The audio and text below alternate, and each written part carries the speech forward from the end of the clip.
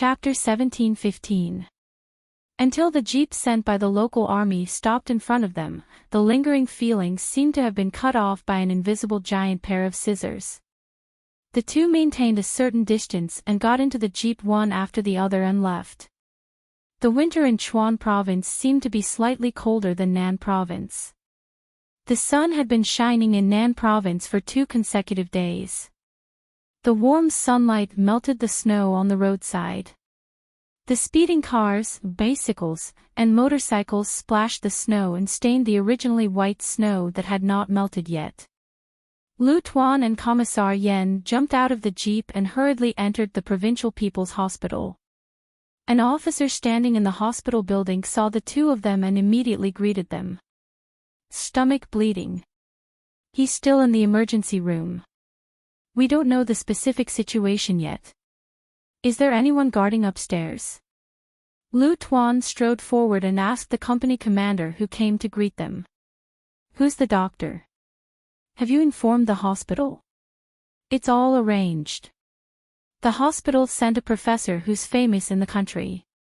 I've arranged 2 soldiers to guard upstairs. I guarantee that they'll be there 24/7.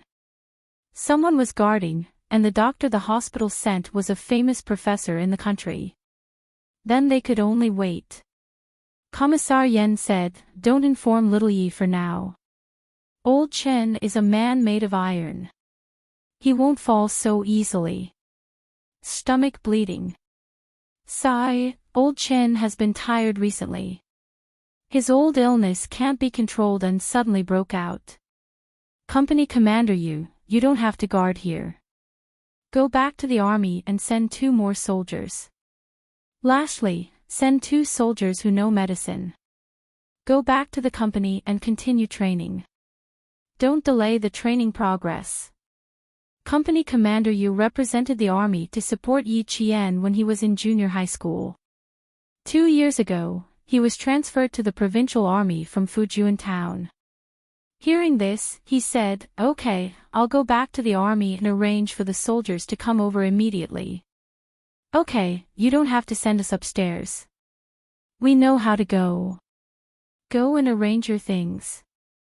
The elevator had not arrived yet, so Lu Tuan simply asked him to leave. He said, You seem to have been in contact with little Yi. You don't have to tell her about this. We have our own plans. Little Yi was not on vacation yet. The military school's discipline was the same as the army's.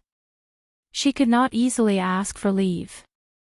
Since Old Chen had passed the danger, there was no need to worry her.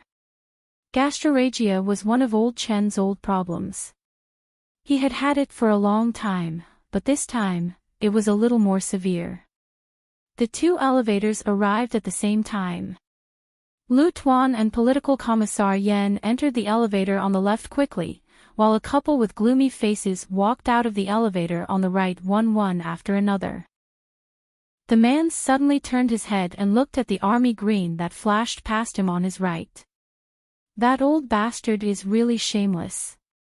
He wants me to serve him. Bah! She's not worthy. It's already good enough that I didn't force her to drink a bowl of medicine. You want me to take care of her? Dream on. Sun Dongqing cursed as she walked.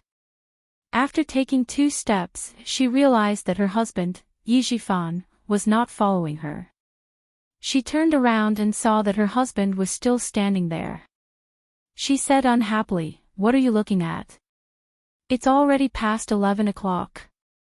It'll be past 12 o'clock when we get back. Yi Zhifan did not move. Instead, he looked at the floor numbers displayed on the elevator panel.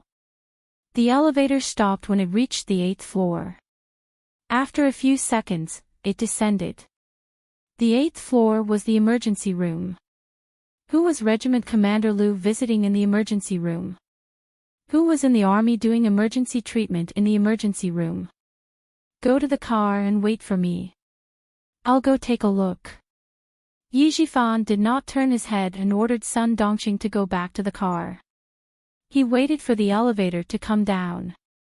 He still wanted to build a good relationship with Regiment Commander Lu. He did not want to lose face because of Yi Qian. Chapter 17-16. Sun Dongqing thought he was going back to the ward. She sneered, "You really know how to pretend to be a filial son. I'm not going to accompany you. Ying will call later. Watch your time." She didn't even bother to look at Yi Zhifan. She gathered her coat and left the hospital without looking back. She wanted to go over. She didn't care about his reputation in the government. Why did she accompany the old woman until so late every Saturday? Why didn't she stay at home and look at her computer when it was snowing? Ever since Yi Ying went abroad to study, Yi Zhifan and Sun Dongqing had less and less interaction. They didn't even have a normal conversation. Living under the same roof was worse than being strangers. They didn't even exchange a word of courtesy. Yi Zhifan would rather talk to Yi Ying than talk to Sun Dongqing, who had been brainless all her life. He didn't know anything about the outside world either. He was afraid that Sun Dongqing would drag him down. His wife left without looking back. He also walked into the elevator without looking back. Regiment Commander Lu came to the Provincial People's Hospital so late at night. It was obvious that the leader of the military was in the emergency room. He had to go up and greet him. What was he waiting for? Opportunities were never just for you. If you didn't take the initiative, you would never be able to stand out. Just like his niece, Yi Qian. After she found out about Uncle Zhen's identity, she immediately found a way to move back. She caught the old man's attention and soared to the sky in 5 years. Even he couldn't touch her for the time being. Yi Zhifan's eyes flashed with a hint of viciousness. He adjusted his coat and patted the non-existent dust off it. He walked out of the elevator as the door opened. There was a resuscitation room and an operating room on the 8th floor. The resuscitation room was on the left and the operating room was on the right. Yi Zhifan thought about it and walked towards the operating room. As he walked through the quiet corridor, he saw Regiment Commander Lu with his back facing him. There was a tall figure standing beside him. He looked familiar. Did the professor say anything before he went in? Did he need us to do anything? Lu Tuan's voice was low and cold, revealing a chilling might, which made the soldiers who were being questioned feel a little nervous. This was a new recruit, and he had a certain amount of respect for his superior. He quickly replied, "Before the professor went in, he only asked us to wait outside for the operation to end." He didn't say anything else. Commander Yu went through the hospitalization procedures and paid the fees in advance. Then, he ordered the two of us to stand guard outside and report to him if anything happens. Political Commissar Yen saw that the recruit was so frightened by his old friend that his voice was trembling. His voice couldn't help but become gentler. "Thank you for your hard work. When the people from the team come, you can go back and rest first. If there is a need, I will call you over. Hurry up and go. Captain Lu and I will guard this place." It was useless for them to guard the place. They couldn't make any decisions if anything happened. It was better for him and old Lu to guard the place. If the situation changed, they could deal with it immediately without wasting any time. After the political commissar spoke, the recruits secretly heaved a sigh of relief. Everyone said that the regiment commander played the bad cop, while the political commissar played the good cop. Sure enough, it was like this. His legs felt weak when he talked to the regiment commander, but when he talked to the political commissar, his heart did not tremble as much. Yi Zhifan, who was standing at the back, heard this and knew that his guess was right. Sure enough, it was an important leader who was in the middle of an operation. His condition was probably not good, so he needed someone to guard the place. Chapter 17-17. Lu Tuan and political commissar Yen did not notice Yi Zhifan until they heard a surprised Lu Tuan behind them. They turned around and saw Yi Jifan striding towards them with a surprised expression on his face. Why is he here? And why did he come to the operating room? Does he know that old Qin is not feeling well? Lu Tuan and Political Commissar Yen looked at each other secretly. Their expressions were slightly restrained, and they showed some coldness. They did not have a good impression of Yi Jifan. He probably knew it himself. How could he be so thick-skinned to greet them? This Director Yi was really a talent. Yi Jifan had already recognized the familiar tall figure. He was even more certain that the person lying in the operating room was a military leader. Lu Tuan, Political Commissar Yen, why are the two of you standing outside the operating room? Is there a leader who is not feeling well? After being an official for so many years, Yi Jifan's skin was really thick. He could already tell that the two people standing in front of him did not welcome him. But what could he do? One would not hit a smiling person. They were soldiers and they were in the hospital. What could they do to him? All he needed to do was to let them know that he really wanted to mend their relationship, so that they could chat and have a meal together in harmony. You tell him. Lu Tuan did not want to talk to him at all. He directly said to Political Commissar Yen, I am relieved that you are the one handling this kind of thing. Just say a few words and send him away. He will not be an eyesore standing here. Old Qin does not like him. We have to send him away before Old Qin comes out. Lu Tuan said and nodded slightly at Yi Jifan. He then turned around and said to the two recruits who were preparing to leave, go back to the camp. When you see Company Commander Yu, ask him to bring him here as soon as possible. Yes, Regiment Commander. The two recruits stood at attention, saluted and left in an orderly manner. Yi Jifan did not care about these conscripts. He purposely stood to the side and smiled at the two recruits. When they walked past him, he said to Political Commissar Yen, the soldiers that you two brought are really different. They don't look like recruits at all. They look like veterans who have been in the army for a few years. He was good at making friends, but it depended on whether Political Commissar Yen was willing to be polite with him. Unfortunately, Political Commissar Yen didn't have a good impression of Yi Jifan. If it were someone else, he would still be polite, but he didn't have that kind of patience when facing Yi Jifan. Hearing this, he smiled and said, Director Yi, is there anything I can help you with? If you have something to do, Chief Yi, please go ahead. Old Lu and I still have to deal with some things. This meant that they were chasing him away. Yi Jifan, whose eyes were slightly dark, was a little annoyed. Wasn't he just a political commissar? How dare you put on airs in front of him? After becoming the bureau chief, Yi Jifan's temper had also improved a lot. He had heard a lot of flattery and was praised and respected by his subordinates. How could he take this lying down? But he also wanted to build a good relationship with the local troops, so no matter how angry he was, he had to hold it in. Then, he said, it's nothing. My old mother suffered a stroke and has been recuperating in the hospital. When she was about to leave, she accidentally saw Regiment Commander Lu entering the elevator. I thought of coming over to say hello. The person in the operating room is their leader and friend. I have some friendship with the director of the hospital. Why don't I give the director a call and ask him to take care of you? Political Commissar Yen sneered in his heart and said slowly, a friend, the matter of the digestive tract is a small matter. Director Yi, you should go and accompany the old woman. Chapter 17-18. Regiment Commander Lu said coldly, Director Yi, I have something to discuss with old Yen. It's not convenient for me to talk to you. Regiment Commander Lu was much more direct than the political commissar. Even so, Yi Jifan did not show any anger on his face. He still maintained his composure and said, it's my fault.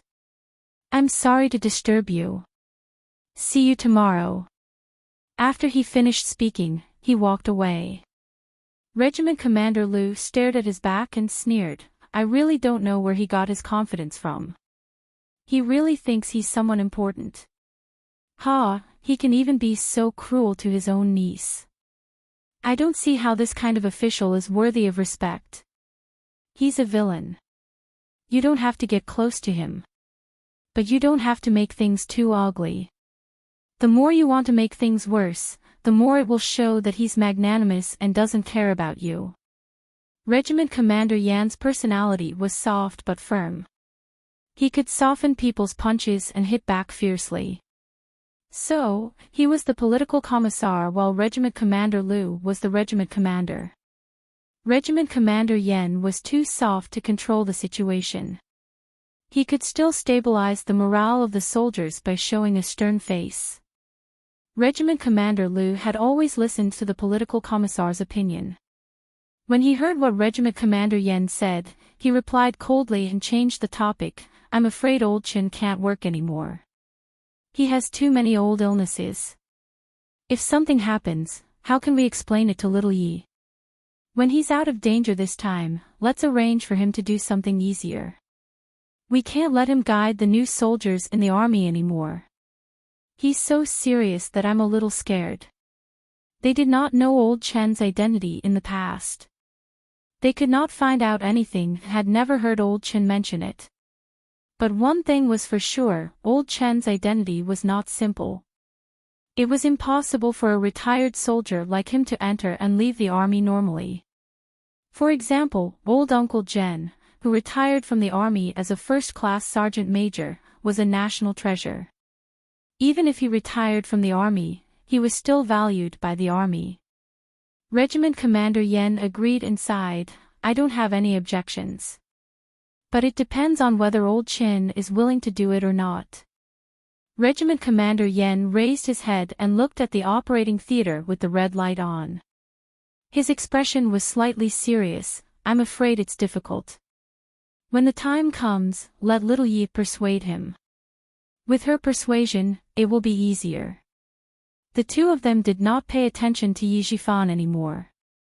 They did not expect him to go and find out who the leader in the operating theater was. Chen Dongfeng. When they found out who it was, Yi Jifan was quite surprised. Chen Dongfeng was a high school principal, yet he was still remembered by the military. Even when he was sick, he could still get a regiment commander and political commissar to help him. He had to think carefully about this. Can you find out Chen Dongfeng's identity? He used to be the principal of my daughter's junior high school. I have some friendship with him. Now that he's sick, I want to see if I can invite his wife and children over so that they won't make a fuss with him over the past. Once you get older, you'll want someone to accompany you. Even if it's just a chat, you'll feel comfortable. It's also good for recovery. He was talking to a hospital manager to see if he could find out Principal Chen's identity through the medical records. When the manager on the other end of the phone heard this, he smiled and said, That's easy. I'll ask for you. It's rare for you to call me personally to investigate something. I have to take care of it for you. When Yi Jifan heard this, he smiled and apologized. He was indeed refined and courteous. He had the dignified bearing of an official and had a somewhat amiable attitude. Chapter 17-19. However, what he did not expect was that the hospital did not register much of Principal Chen's personal information. The person who signed off on the surgery was a soldier with the surname Yu. The surgery registration only had his name and age. Other than that, there was no other information. The more this was the case, the more Yi Jifan suspected that Principal Chen's background was not simple. However, as the chief of a bureau, he did not have the authority to investigate military matters. However, since he guessed that he had a background, then this relationship. Yi Jifan could not help but narrow his eyes. He had to think carefully about how to repair it. How to repair it? He had to put in some effort. When he returned to the car, Yi Jifan was deep in thought. He did not start the car immediately. Instead, he took out a cigarette and lit it. He took a puff slowly, completely ignoring Sun Dongqing, who was sitting in the front passenger seat. Sun Dongqing, who had just finished talking to her daughter, could not take it anymore. Seeing this, she asked sarcastically with a cold face, "What's wrong? What did that old fart say to you again?" "Ha, Yi Jifan, if you've heard half a sentence from her, then you're really a fool. Chen Dongfeng is undergoing surgery for gastric bleeding. Go back and prepare some tonics. I'll come to the hospital to visit him tomorrow." Yi Jifan seemed to have thought of how to repair their relationship. He said directly to Sun Dongqing, "I remember that there are still 2 boxes of caterpillar fungus. Take them out for me." Sun Dongqing, who was already annoyed, immediately became angry and shouted, "You're crazy. You can't even bear to eat it yourself, and you're giving it to Chen Dongfeng." She shouted a little anxiously and coughed a few times. She coughed until her neck turned red, but she did not forget to glare at her husband. "Chen Dongfeng has some background. If we want to bring down Yi Qian, I'll try to start with him first." Yi Jifan looked at his wife coldly. He started the car and slowly drove out of the hospital. "Since we can't do anything to Yi Qian now, we'll start with the people around her." Sun Dongqing could accept this reason, but after thinking about it, she felt that it was not very likely. "You really dare to dream. It's not like you don't know how important Yi Qian is to him. You still want to start with him. You must be dreaming. I'm finally going to give it a try." Yi Jifan didn't have much in common with his wife, so he lost interest after a few words. Sun Dongqing knew what he was thinking. She snorted coldly and didn't say anything else. He could go wherever he wanted. Those things were given to him by others. For the couple to have reached this stage, it was obvious how thin their relationship was. Chapter 17:20. Xia Jinyuan was indeed a little tired. With his head resting on the cold cockpit of the helicopter, he fell asleep not long after. They had been competing for 5 days without rest. Along the way, they had to make arrangements for battle deployments. After entering the hospital, they had to accompany Yi Qian the entire night. During the day, they had to immediately make arrangements and plans for the military training. In particular, the 4 major training subjects of the desert training, anti-war, anti-annihilation, anti-enemy attack, and breakout, were all under the control of the combat commander. The schedule was so tight that there was no extra time for Xia Jinyuan to rest. When Yi Qian opened his eyes, Xia Jinyuan, who had not even taken off his helmet, immediately fell into a deep sleep with the rumbling sound of the helicopter propellers. When Yi Qian saw this, he was worried that the turbulence of the helicopter would wake him up. He moved his body so that Xia Jinyuan could lean on his body and sleep soundly. When one was so tired that they could fall asleep even in a smelly ditch, let alone in a helicopter. Although the sound of the propellers was loud, it did not affect his sleep at all. After sleeping for more than 4 hours and 15 minutes, Xia Jinyuan woke up. He saw his lover, who was originally about a palm away from him, leaning close to him. No, it should be said that he leaned close to her and put all his weight on her. No wonder he slept so comfortably. It turned out that his little fox did not rest at all and was carefully taking care of him. Still pretending to be asleep. Did you think I didn't notice? The noise was too loud. Xia Jinyuan used his finger to write on Yi Jian's palm. Every stroke was like a musical note dancing in the sunlight. Every stroke made Yi Jian smile deepen. Without opening her eyes, she secretly wrote on the outside of his thigh with her finger. So what if I found out? I didn't bully you. She didn't want to bully him, but now. Xia Jinyuan's thin lips curled up slightly as she wrote again. But now I want to bully you. I want to bully you in a special way. She even dared to write and draw on the outside of his thigh. This casual teasing was the most innocent and harmless, but it was the kind of teasing that could make a man's heart sway. However, his little fox was still unaware of it. However, when Xia Jinyuan said that he wanted to bully her in a special way, Yi Qian reacted. After interacting with him for so many years, Yi Qian's understanding of certain matters could already keep up with his footsteps. If it had been in the past, she would have foolishly replied, "How are you bullying me?" Now, she knew how to tease him back. She pursed her lips and smiled as she continued to write on the outside of his thigh.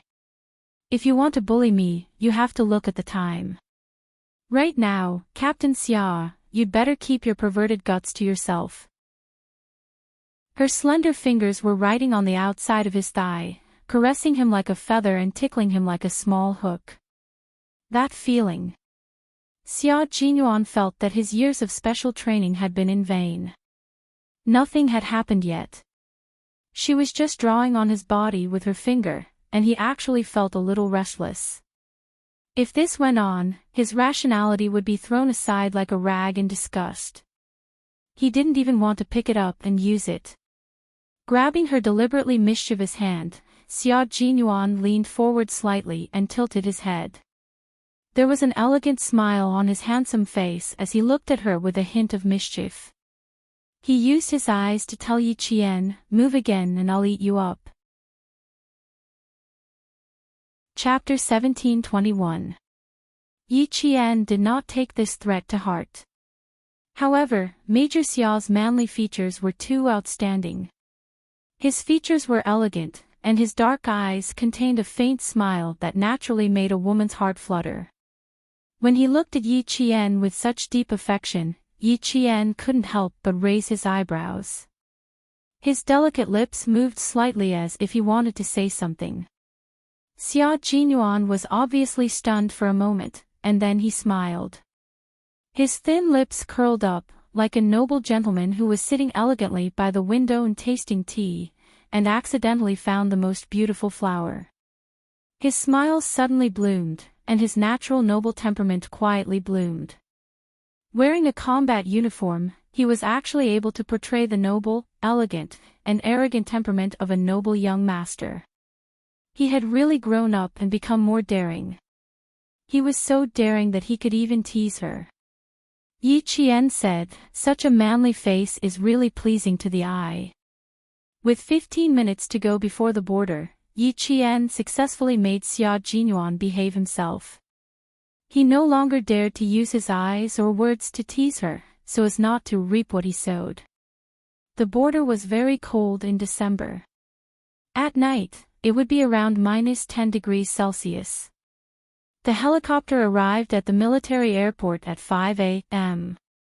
The howling northern wind was completely different from the Chuan province forest.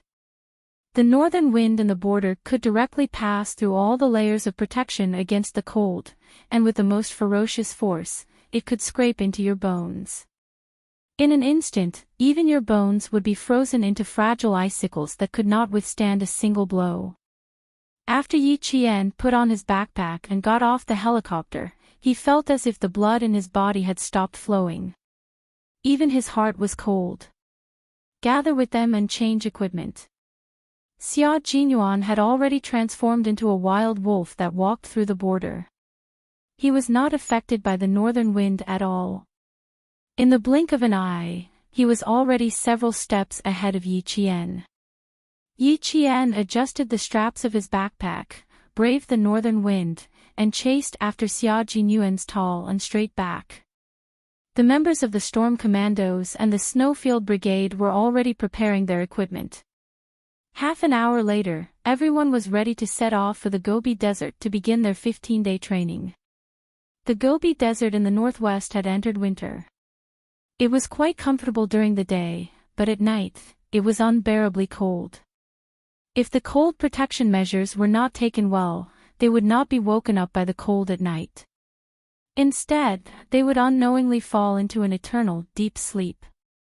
All of the team members were checking all of their equipment to prevent any problems. Not only would they drag themselves down, but they would also drag their team members down. The training in the desert this time was still a practical training. The focus was on the water demons of the Storm Commandos. It could be said that the training to improve the strength of the Storm Amphibious Frogman Commandos did not only require them to fight on their own. They also needed to expand their combat range so that everyone could fight in more complicated environments. The desert they entered this time was the second largest desert in the country, covering an area of 45,000 square kilometers. The name of the desert meant the place where wild boars roam. What was even more amazing was that the desert landscape here was unique. Looking down from the sky, the desert looked like a picture of tree branches. It was very spectacular. When Yi Qian followed Xia Jinyuan into the campsite, Li Jinyan was sending the contingency plan, and risk assessment he had made the night before back to the military headquarters. The Navy commander was the first to see the two of them enter. "Xiao Yi, clean up your equipment first. We have 20 minutes to gather and leave." Time was of the essence. The Navy commander did not even ask Yi Qian about his physical condition. He had to complete the most important task at hand first. Chapter 17:22. Yi Qian immediately organized her equipment. Because it was a new set of equipment, she had to put it on under the guidance of her comrades. This was also Yi Qian's first time seeing such equipment. From the back, she could not see any difference. She only felt that the backpack was much smaller. However, when she looked at the front, she could see that this equipment was very different. After looking at the drawing paper and listening to Xia Jinyuan's explanation, Yi Qian didn't have much of an idea about this set of equipment.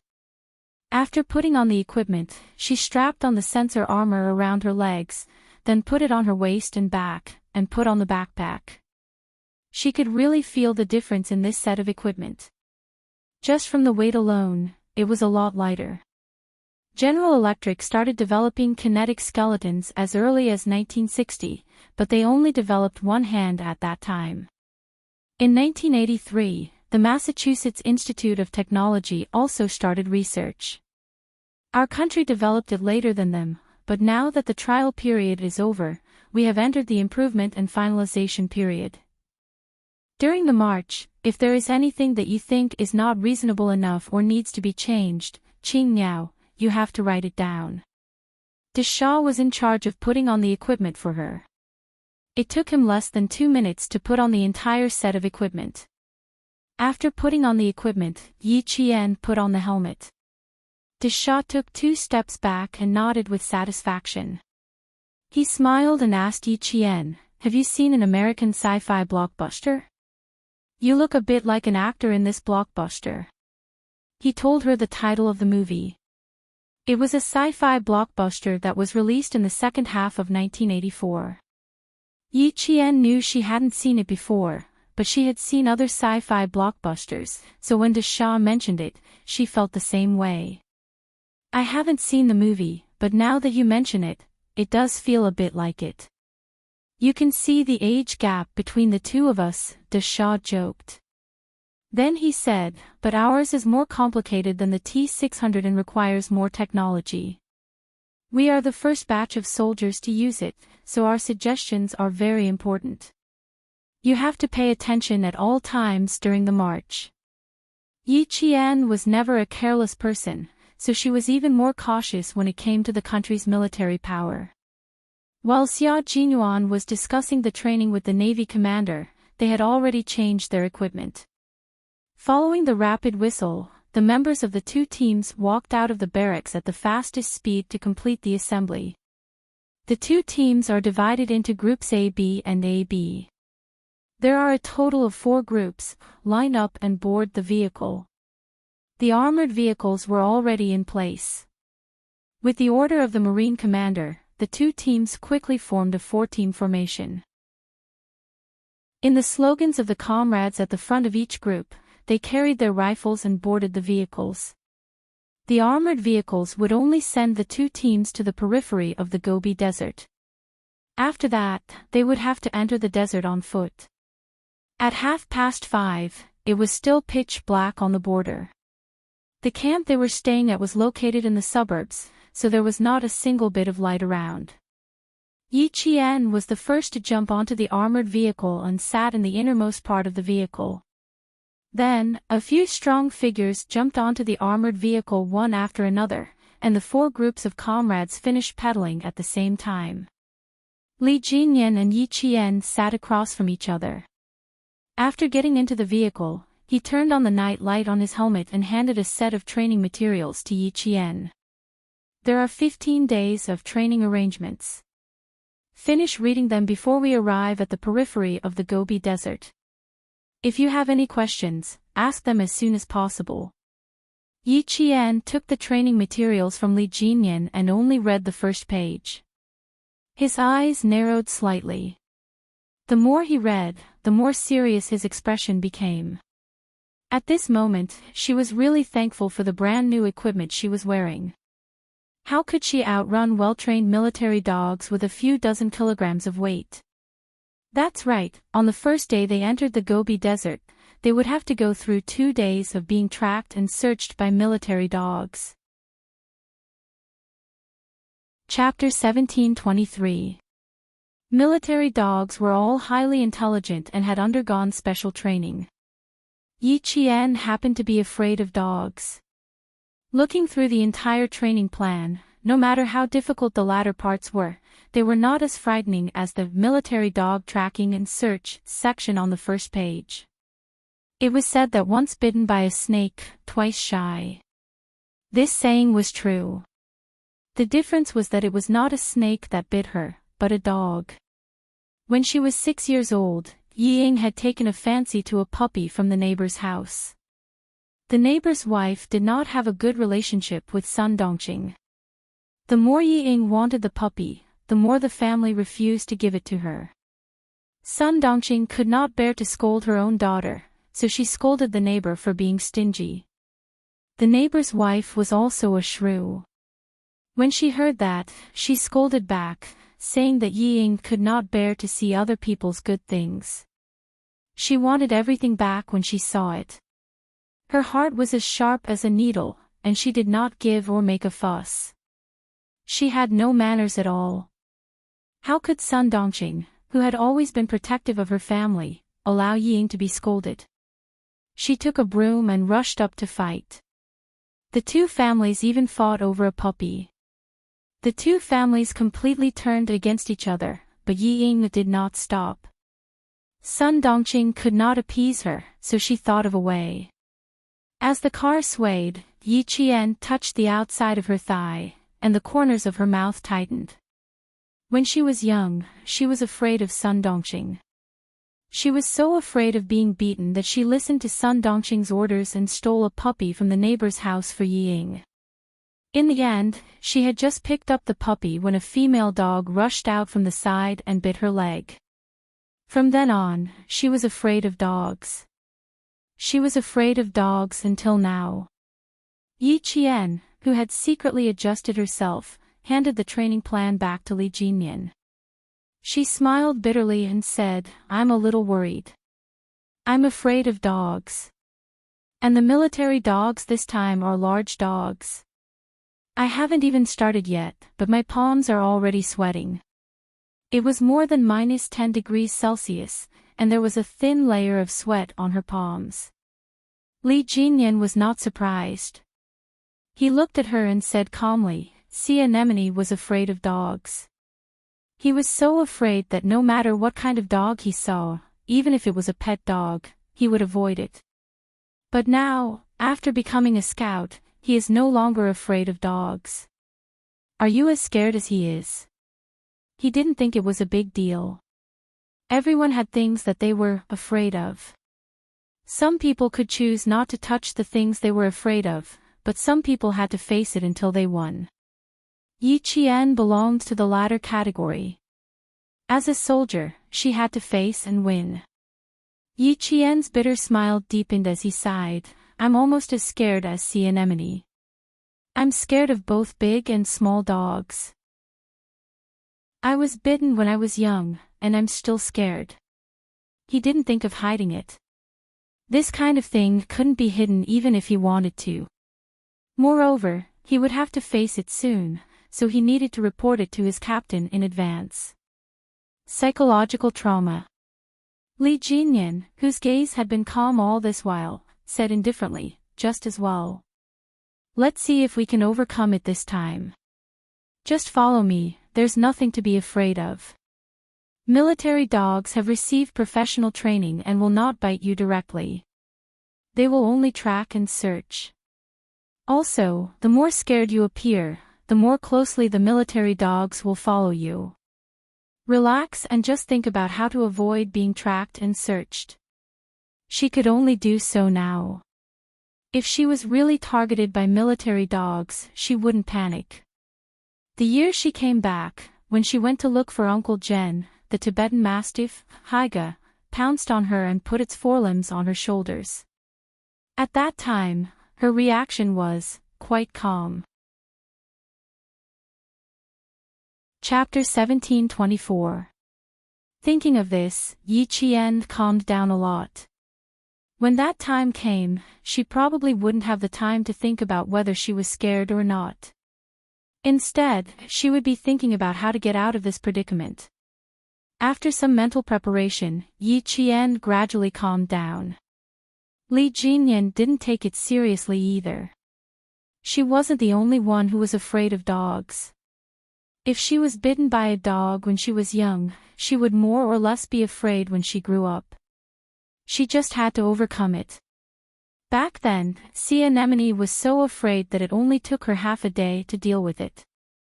When Yi Qian first joined the Storm Commandos for training, she went through the C-02 test.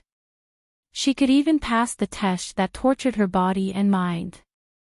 It wasn't difficult for her to overcome her fear of dogs. During the 3-hour break, Li Jinyan went to look for Xia Jinyuan and told him about it.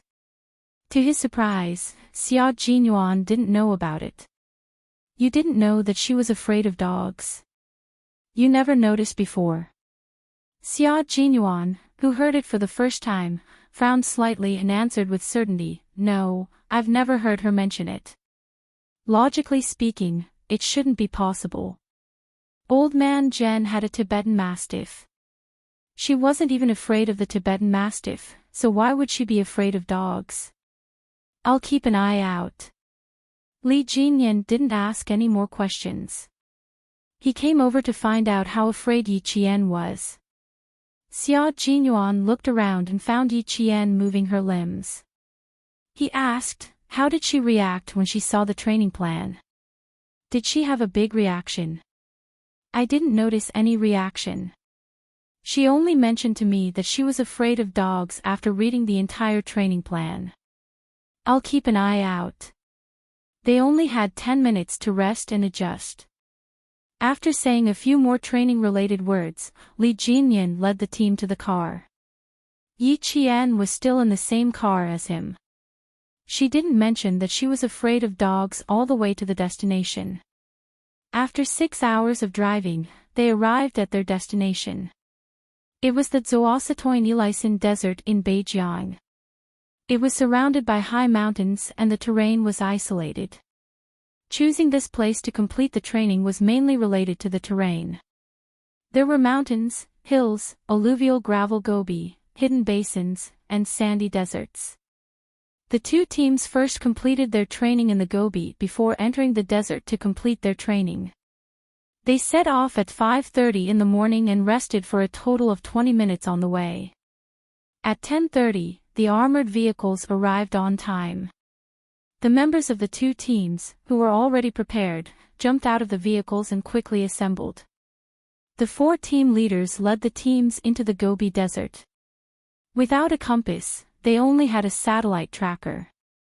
This was to make it easier for the helicopter to provide quick backup if any of the team members were to meet with an accident. Let's have the first group explore and see what's waiting for us inside. The other group will cover up the pathfinding group in the dark while the other 2 groups will advance from the left and right. Xia Jinyuan was in charge of the 2 teams. After entering the Gobi, the two teams did not immediately move forward. Instead, he arranged the deployment. All the military dogs are excellent military dogs selected from the military dog base. Every military dog has a special person in charge. They are only responsible for tracking and searching. As for who will deal with us after we are found, the military has always liked to keep it a secret, so I am not too sure. So, brothers, take it easy. Do not walk alone. Dogs have a strong sense of smell and hearing, especially trained military dogs. Although they won't bite us, if we are targeted by them, our physical strength will be depleted faster. The purpose of entering the desert for training was to strengthen the combat capabilities of the special forces. The military would definitely not just arrange for military dogs to chase after them. There must be a big move. Chapter 1725. All the team members agreed with this point. Faced with such a complicated environment, how could the military only use a few small tricks? However, the plans that were written in the training plan were all small tricks, while the ones that were not written in the plan were all big tricks. The eyes of the water demons of the Storm Assault team were all shining. This was the closest, longest, and most extensive training that they had gone through. The conditions, environment, and program were harsh. The more they could discover their shortcomings, the more they could improve their combat abilities. Since we're here, we'll just wait for the military to use their big tricks. They're still not happy to give us some small tricks. The large whale grinned. Only the set of white teeth on his tanned face stood out. They were eerie, like the fangs of a beast. The other water ghosts nodded. They were already rubbing their fists and preparing to enter the training. The two teams were divided into 4 groups, with 2 people in each group acting as partners. Once there was a mission that required 2 people, they could take turns moving forward. Yi Qian was naturally still in the same group as Li Jinyan. Their military boots stepped on the gravel of the Gobi Desert as the dry, cold wind blew. They walked closer to this desolate land that was so desolate that it made people feel awe. This was a place where even the colors were monotonous. The sky was blue, while the ground was gray. The remaining hills and low ridges stood between heaven and earth, constantly being eroded by the wind.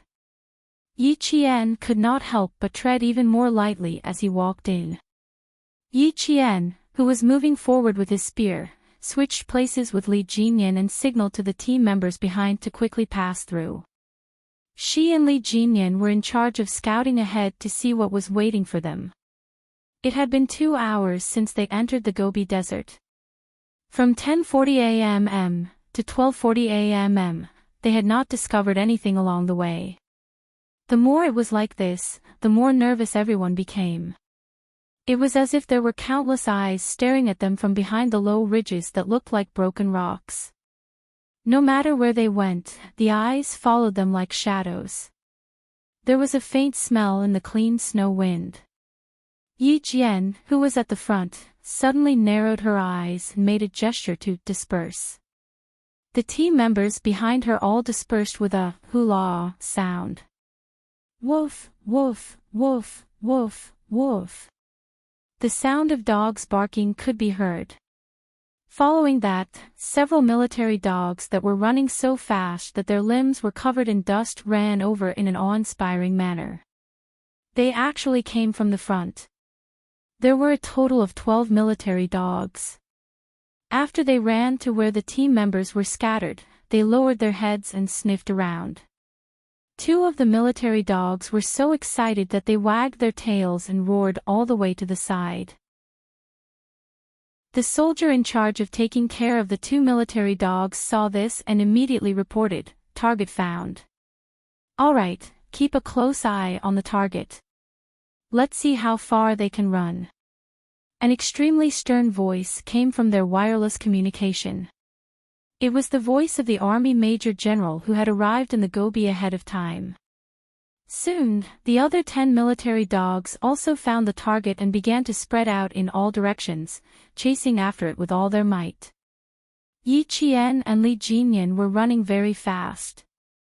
They needed to shake off the dogs as soon as possible, widen the distance between them, and let the wind blow away their scent. They also needed to break off the dog's scent detection. With the new device, running speed would indeed increase, and it wouldn't be affected by the combat equipment. We're being watched. Brothers, let's go. The voices of the Snowfield Brigade members came from their earpieces. They were being watched by another group of military dogs. There are numbers on the military dogs. The one that's chasing us is number 24. Fuck, don't tell me that this is the 24th dog. If that was really the case, the military was really ruthless to send out so many military dogs at once. Chapter 1726. Immediately after, another 2 team members contacted their comrades while panting. The one chasing us is number 17. It's very likely that he's a numerical number. He's very fast. We're now in a race with them. Although they had already dispersed, the atmosphere suddenly became extremely tense. Because no one could guess what the military was planning. They couldn't figure it out at all. Xia Jinyuan and Li Jinyan were the same. They couldn't guess what the military was planning to do either. The only thing they were sure of was that there was definitely a big move, and it wasn't just any big move. Dozens of military dogs were deployed, and they happened to be in a team of 2. Even if there were only 24 military dogs, there would only be 22 people in a team with 44 team members. Each of the 24 military dogs would be chasing 2 people, so there would still be 2 left. Yi Qian thought about it in his mind and whispered to Li Jinyan, "Is the military planning to split us up? Do they want to test the storm commandos?" As soon as she finished speaking, Li Jinyan narrowed his eyes slightly. He crouched on the gravel and contacted his comrades nearby. All teams, take note. After splitting up, there's no need to look for each team member. Head straight to the final assembly point. Since they couldn't figure out the military's plan, they could only take one step at a time. Their goal was to reach the final assembly point and deal with the first day of training in the Gobi Desert. Mix the 2 teams. Demon King, send me your coordinates. Xia Jinyuan, who also couldn't figure out what the military was planning, immediately voiced his opinion. Based on my past experience, there's a 90% chance that we'll enter the Gobi Desert for hunting and long-distance assault training. It's not appropriate for the storm commandos to head to the assembly point in pairs. There was no time to be tactful. Xia Jinyuan directly voiced his opinion. As for whether they believed him or not, it was up to Li Jinyan and the others. Yi Qian looked sideways at Demon King Li and said softly, "King Q and the others are from the Army Special Forces. They have much more experience than us. Demon King, I think we can mix them up. All teams, send your coordinates and quickly complete the mix." Li Jinyan's consideration only took the time for Yi Qian to say one sentence. After giving his instructions, he said to Xia Jinyuan, "King Q, if we're going to use elimination points this time, there's a high chance that you'll be disqualified if you mix with us." The military had already made it clear to them that the quota for next year's overseas tournament was quite limited. Whoever could go overseas to fight for glory would depend on whether their results were good enough. The Shuiyu team was part of the Special Forces, and they had a huge advantage in training in the highlands, deserts, and Gobi. If they wanted to fight for a spot, the Storm Commandos had a very low chance of qualifying. It would be considered a high probability if 3 to 5 of the 22 members could qualify. Xia Jinyuan located Yi Jian's position. After hearing the Demon King's words, his thin lips curled up slightly. The pair of dark eyes under the black goggles flashed with a smile. "Demon King, our 2 teams are now one team. It's normal to have mixed teams. It's not normal to have mixed teams. Why did he say that? Because there would be members from both teams going overseas next year. It definitely wouldn't be just the members of the Snowfield Brigade. Otherwise, there would be no point in combining the two teams for so long. Li Jinyan reacted quickly and understood why Xia Jinyuan wanted to mix them up. Thank you for the reminder. Demon King, who didn't realize it earlier, immediately apologized and ordered his team members again, complete the mix and advance quickly. Report any situation immediately. No matter what happened along the way, reaching the destination was their goal for the first day. Chapter 1727. For the military headquarters, it was also a challenge to send all 44 special elite soldiers to the desolate Gobi Desert. However, achievements were obtained through repeated challenges. How could they shoulder the responsibility without experiencing the ups and downs of life? The command center of the two teams soon received the news. The tense expression on the Major General's face finally eased a lot. If the two teams were to continue operating separately, he would temporarily put the training aside and give them a good political lesson. The Navy commander, who arrived later, had a gloomy expression on his face. However, he was still slightly colder than the Major General. It was obvious that the Snowfield Brigade's Q King was the one who proposed the mixed team, and the Storm Commandos only implemented the mixed team after they realized it. Q King's ability to fight on the spot is very outstanding. He has very sharp judgment and is able to complete combat adjustments quickly. After so many days of observation, the Navy commander had a very good impression of Xia Jinyuan. He should have already realized that this training has been integrated into the mountain competition and has added a mixed mode of completing the training while fighting at the same time. The mixed team is undoubtedly the best choice for the two teams. For the Storm Commandos, it's an even better choice. When the two teams completed the training together, they naturally had to learn from each other's strengths and overcome their own weaknesses. If the two teams moved forward separately, they would lose the purpose and meaning of the joint training. The reason why the two senior generals had a bad expression was because the two teams actually moved forward separately after entering the Gobi, instead of moving forward as a mixed team. The 15-day training in the Gobi was to improve the combat skills of the Storm Commandos, who were used to fighting on the water, in an unfamiliar environment. Secondly, it was to strengthen the cooperation between the two teams. After all, once they went abroad, they would no longer be divided into two teams, but soldiers representing the country. They would be comrades in the trenches. The training range was large, so the command center could only determine the specific location based on the positioning signal device on each team member. Seeing that the red and green teams were being mixed, the Major General gave the first order. The mixed team is in progress. All military dogs are to be deployed. Once there's any movement, immediately send people to capture them. This order was obviously not given to the two teams that were completing the mixed team, but to a special forces team that had completed their training here. Roger. A figure wearing a desert camouflage suit moved slightly. Then, he quickly lowered his head and pointed the black gun in his hand to the front. His eyes were cold and sharp as he stared straight ahead. Yi Qian, who had finished mixing, suddenly stopped running. Even though there were faint barks behind her, she did not stop running. Something doesn't feel right. There are military dogs behind me, and there are ambushes in front. She stopped talking and looked at Li Jinyan. Then, she looked at Xia Jinyuan, who had finished mixing with them 10 minutes ago. She wanted to see how they would react. Both of them had cold expressions on their faces. Yi Qian's intuition had always been accurate. Now that she had said that, they had to be more careful.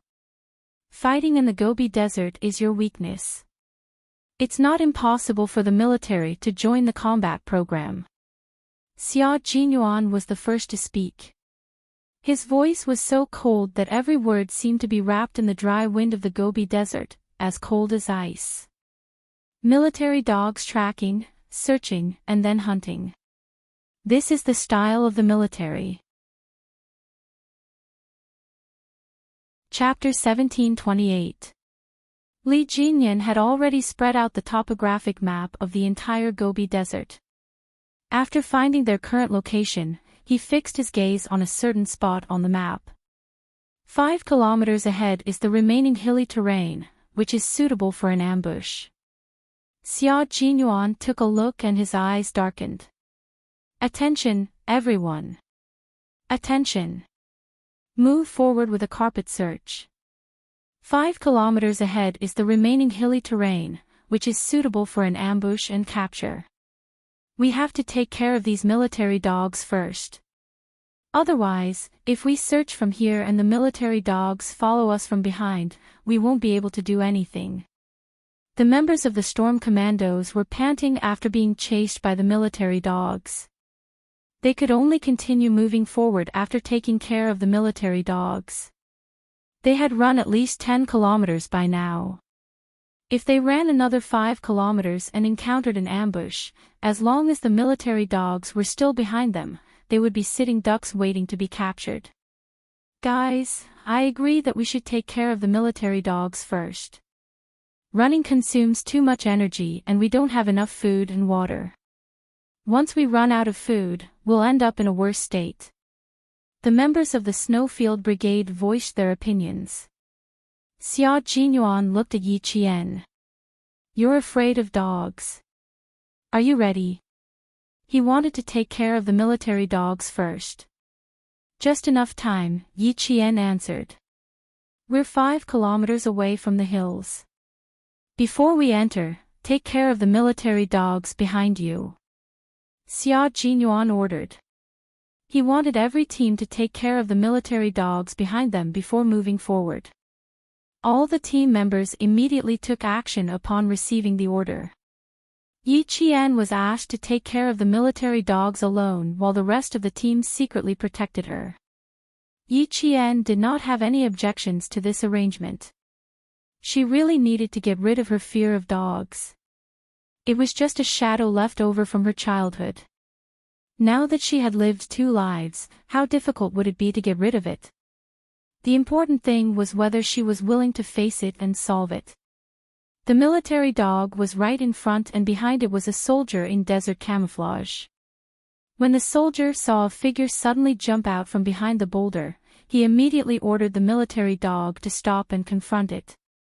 Then, Yi Qian's footsteps moved slightly and the soldier ordered the military dog to approach. It was a German Shepherd. It was tall and strong and had a strong attacking ability. However, it was still inferior to the Tibetan Mastiff. Hagoff facing the dog, Yi Qian clenched his fists and asked the soldier, how can this be considered a military dog? Take off the serial number on its body. I'll leave with the soldiers. It's very aggressive, but its mouth is covered, so you don't have to worry about being bitten. The soldier explained. After that, he shouted to the military dog named Big Soldier, "Go, Big Soldier." The muscular military dog barked all the way and directly pounced on Yi Qian. Its speed was extraordinarily fast. It was like a bolt of lightning. In the blink of an eye, it was in front of Yi Qian's eyes. Yi Qian used the rifle in his hand to block the dog's attack. Because he couldn't bear to hurt the dog, he used the rifle horizontally to block the dog's attack. Yi Qian didn't use his leg to kick the dog. Instead, he pushed the rifle forward and pushed the dog away. The military dog let out a low whimper and jumped lightly onto the boulder. Then, it pounced on Yi Qian again. This time, its target was Yi Qian's calf. A dog's attack was much more flexible than a human's. Yi Qian didn't have much time to hesitate.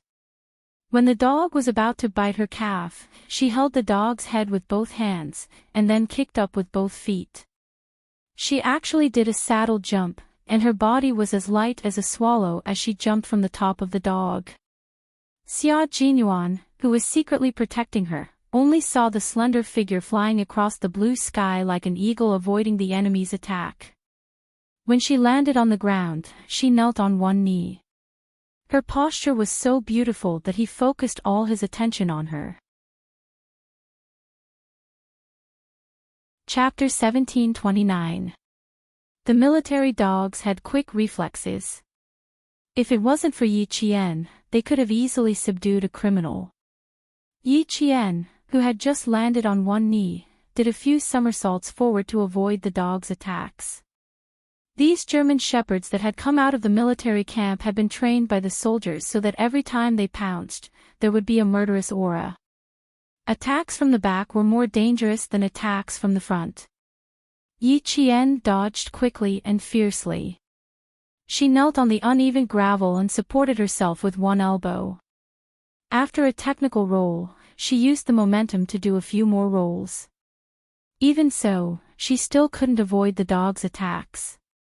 A violent barking sound came from behind her, and the unique smell of the beast rushed directly to the back of her head. Yi Qian, who felt a chill in her heart, knew that it was impossible for her to avoid it, nor did she have time to stand up.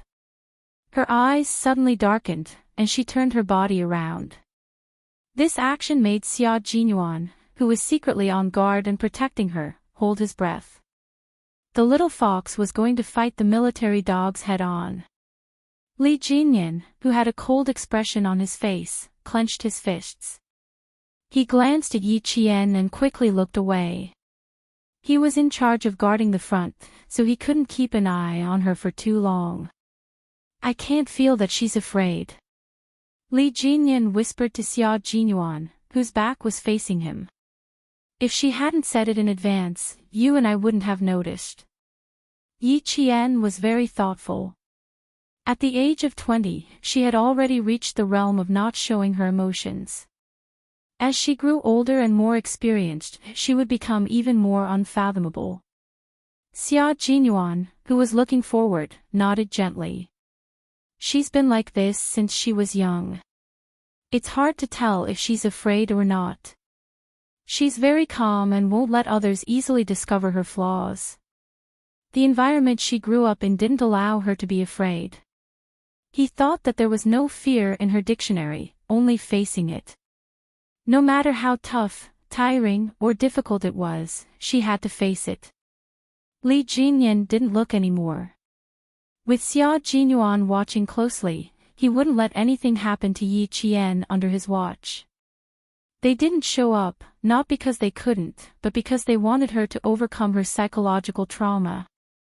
The comrades of the Snowfield Brigade, who were responsible for guarding the left and right, also quickly glanced at the figure who was fighting with the military dogs. They held their rifles tightly in their hands, and their sharp eyes completed their vigilance. Their comrades were fighting for their lives at the front, so they couldn't drag her down. Yi Qian, whose back was in pain from being hit by the uneven gravel, looked at the huge dog that seemed to have descended from the sky.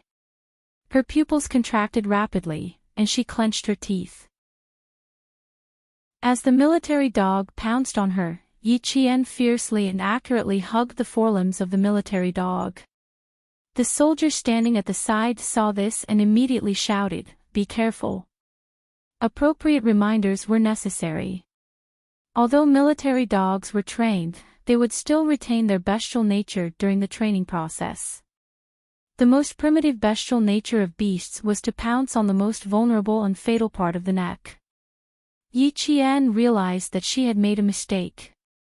Her original plan was to grab the dog's front leg, then shake it off and get up on her own. Now, that was completely impossible. Military dogs pounced with great strength, and trained military dogs had undergone long-term, targeted training for this kind of pouncing action. At the same time, the soldiers would also train with them.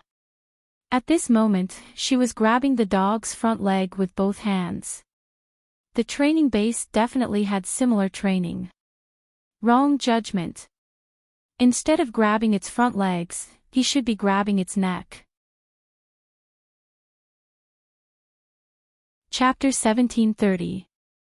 The soldier was already close to Yi Qian. This was training, and the military dog wasn't facing real enemies or criminals.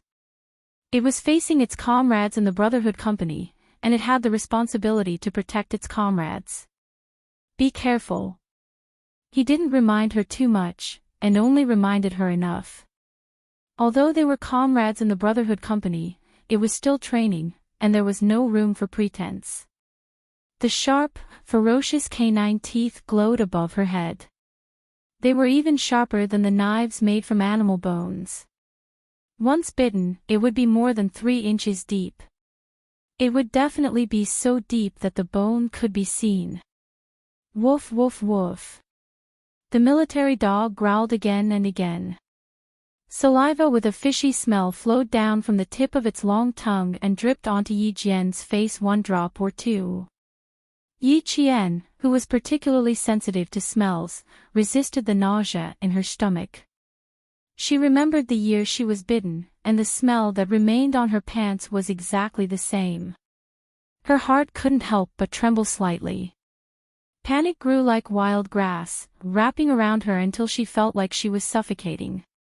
Her hands didn't seem to have much strength left, and her wrists were weak and trembling. Woof! Woof woof! The smart military dog pounced even harder, and the sharp animal dog seemed like it would soon bite down on her neck and completely subdue her. Yi Qian's pupils constricted, and she began to breathe heavily. She couldn't lose. How could she lose? Steady, she had to steady herself. She had to find a way to hold the military dog's neck, and then she would have a chance to pin it down. Xia Jinyuan, whose thin lips were tightly pursed, didn't move. He couldn't see her expression, but he could feel her undetectable fear. Yi Qian was indeed afraid of dogs. The more afraid she was, the more she had to face it. He stared coldly at the canine fighting in front of him, and his expression was quite calm, as if he wasn't worried at all. Face your fear well, my little fox, the young major said in a low voice. The young major said in a low voice that only he could hear, after you face it, you'll realize that it's nothing. The soldier next to him also had a tense expression. From close observation, he noticed that the female soldier's arms were trembling, which was a sign that she was still trying to hold on despite her exhaustion. There's still a little bit left, he reminded her again. Yi Qian did not seem to hear her. Suddenly, her slightly bent arm began to bend. It looked like she was struggling to straighten it, and was being suppressed by the military dog bit by bit.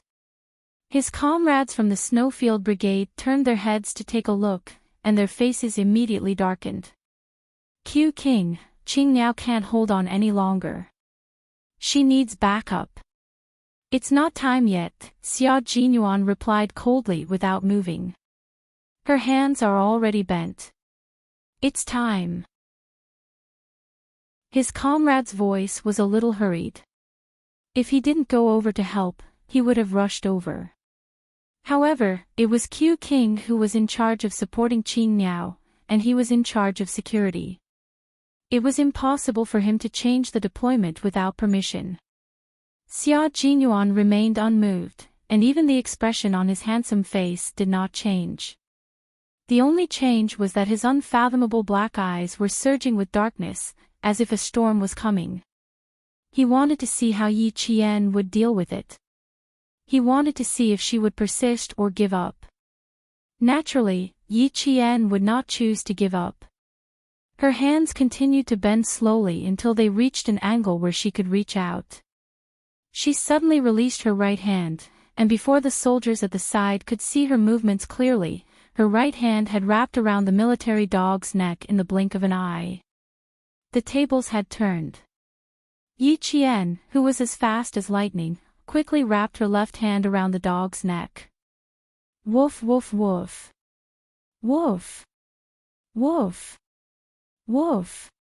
The military dog, whose neck was wrapped around, struggled even harder. Its entire body was restrained, and its brown fur stood on end. Its aggressiveness was at its peak. Chapter 1731.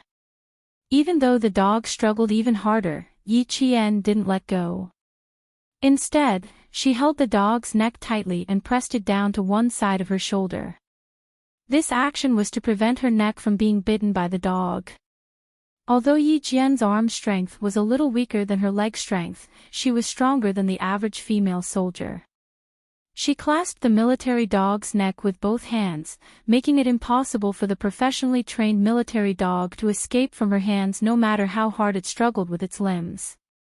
Not only was she holding the dog with both hands, but she was also holding the dog's lower body with both hands. Hearing the dog's growls, Yi Qian clenched her teeth and took a deep breath. Then she turned over and pressed the dog against the gravel as if she was subduing an enemy.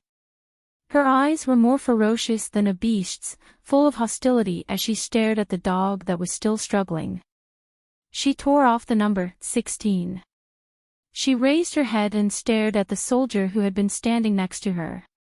"Did you already take care of a dog?" "Yes." The soldier with a gloomy face rushed over.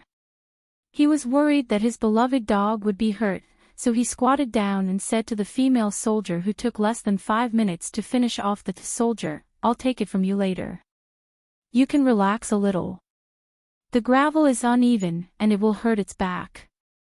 The soldiers at the military dog training base had a deep relationship with the dogs they trained. After a long time, they treated the dogs as their comrades. Therefore, when the soldier saw Big Soldier being restrained by Yi Qian until it was whimpering in pain, his heart ached. It was just following orders. "If it wasn't for my command, it wouldn't have attacked you." Yi Qian, whose ferocious eyes were gradually calming down, heard this and loosened her grip a little. When the soldier tied the dog up with the dog chain and stroked the dog until its brown hair was no longer standing, Yi Qian was completely relieved. Big Soldier quickly got up and sat down on its hind legs. It obediently squatted beside the soldier and stuck out its long tongue. Although it was still fierce, it was no longer aggressive. This is a military dog that has done meritorious service. It once killed 2 armed insurgents when it was patrolling the border with us. It is quite aggressive. Once it pounces on you, most people have almost no chance of winning. The soldiers who were tanned by the sun in the north squatted down together with the military dog that had made military achievements like brothers.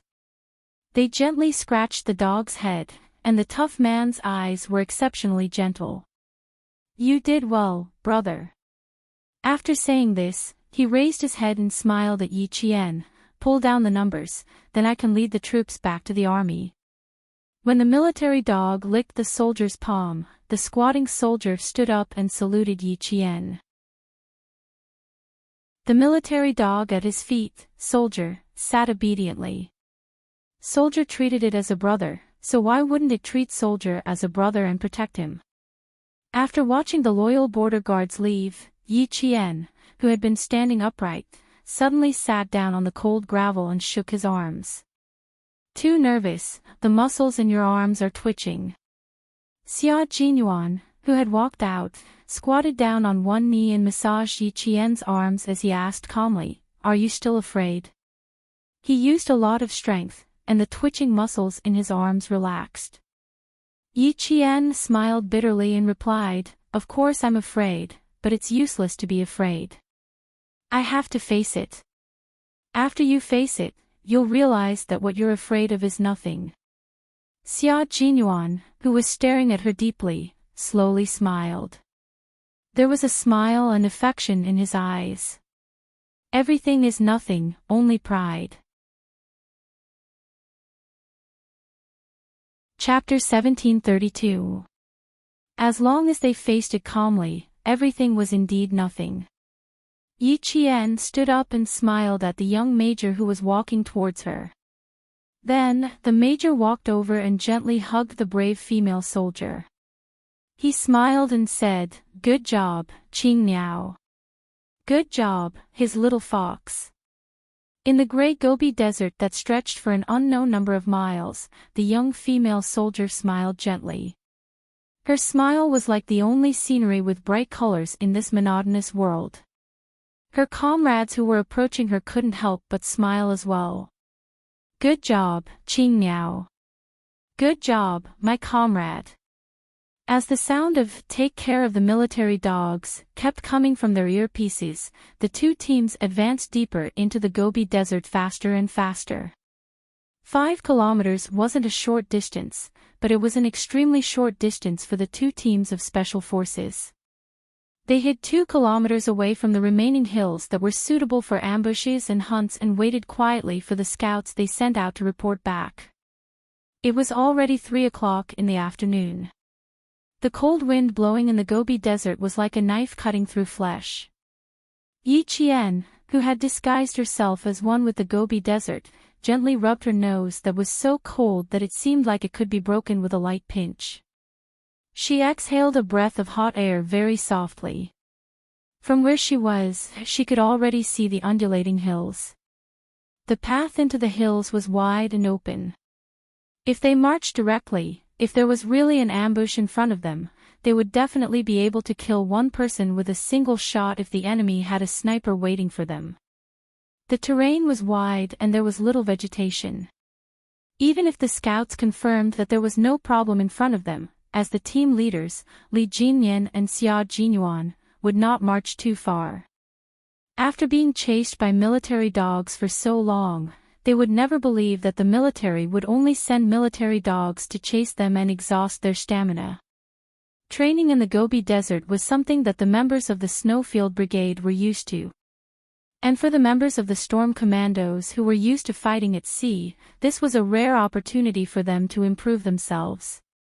The mixing of the members was undoubtedly the best decision. It allowed the Storm Commandos to clearly see the strengths of the Snowfield Brigade, which belonged to the Army Special Forces. Xia Jinyuan gently slid down from behind a pile of gravel. Holding the gun, he turned around and squatted on the ground with his slender legs.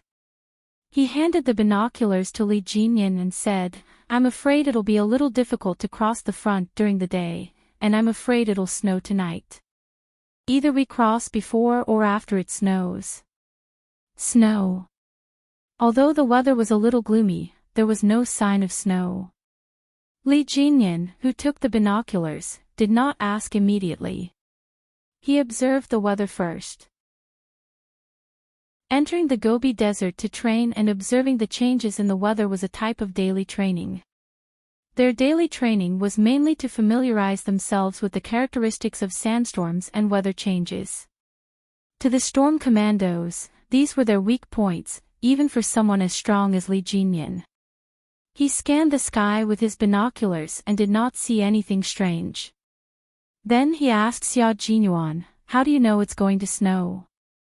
The direction of the wind, the changes in the clouds, and the change in the direction of the dust accumulated in the Gobi Desert with the wind.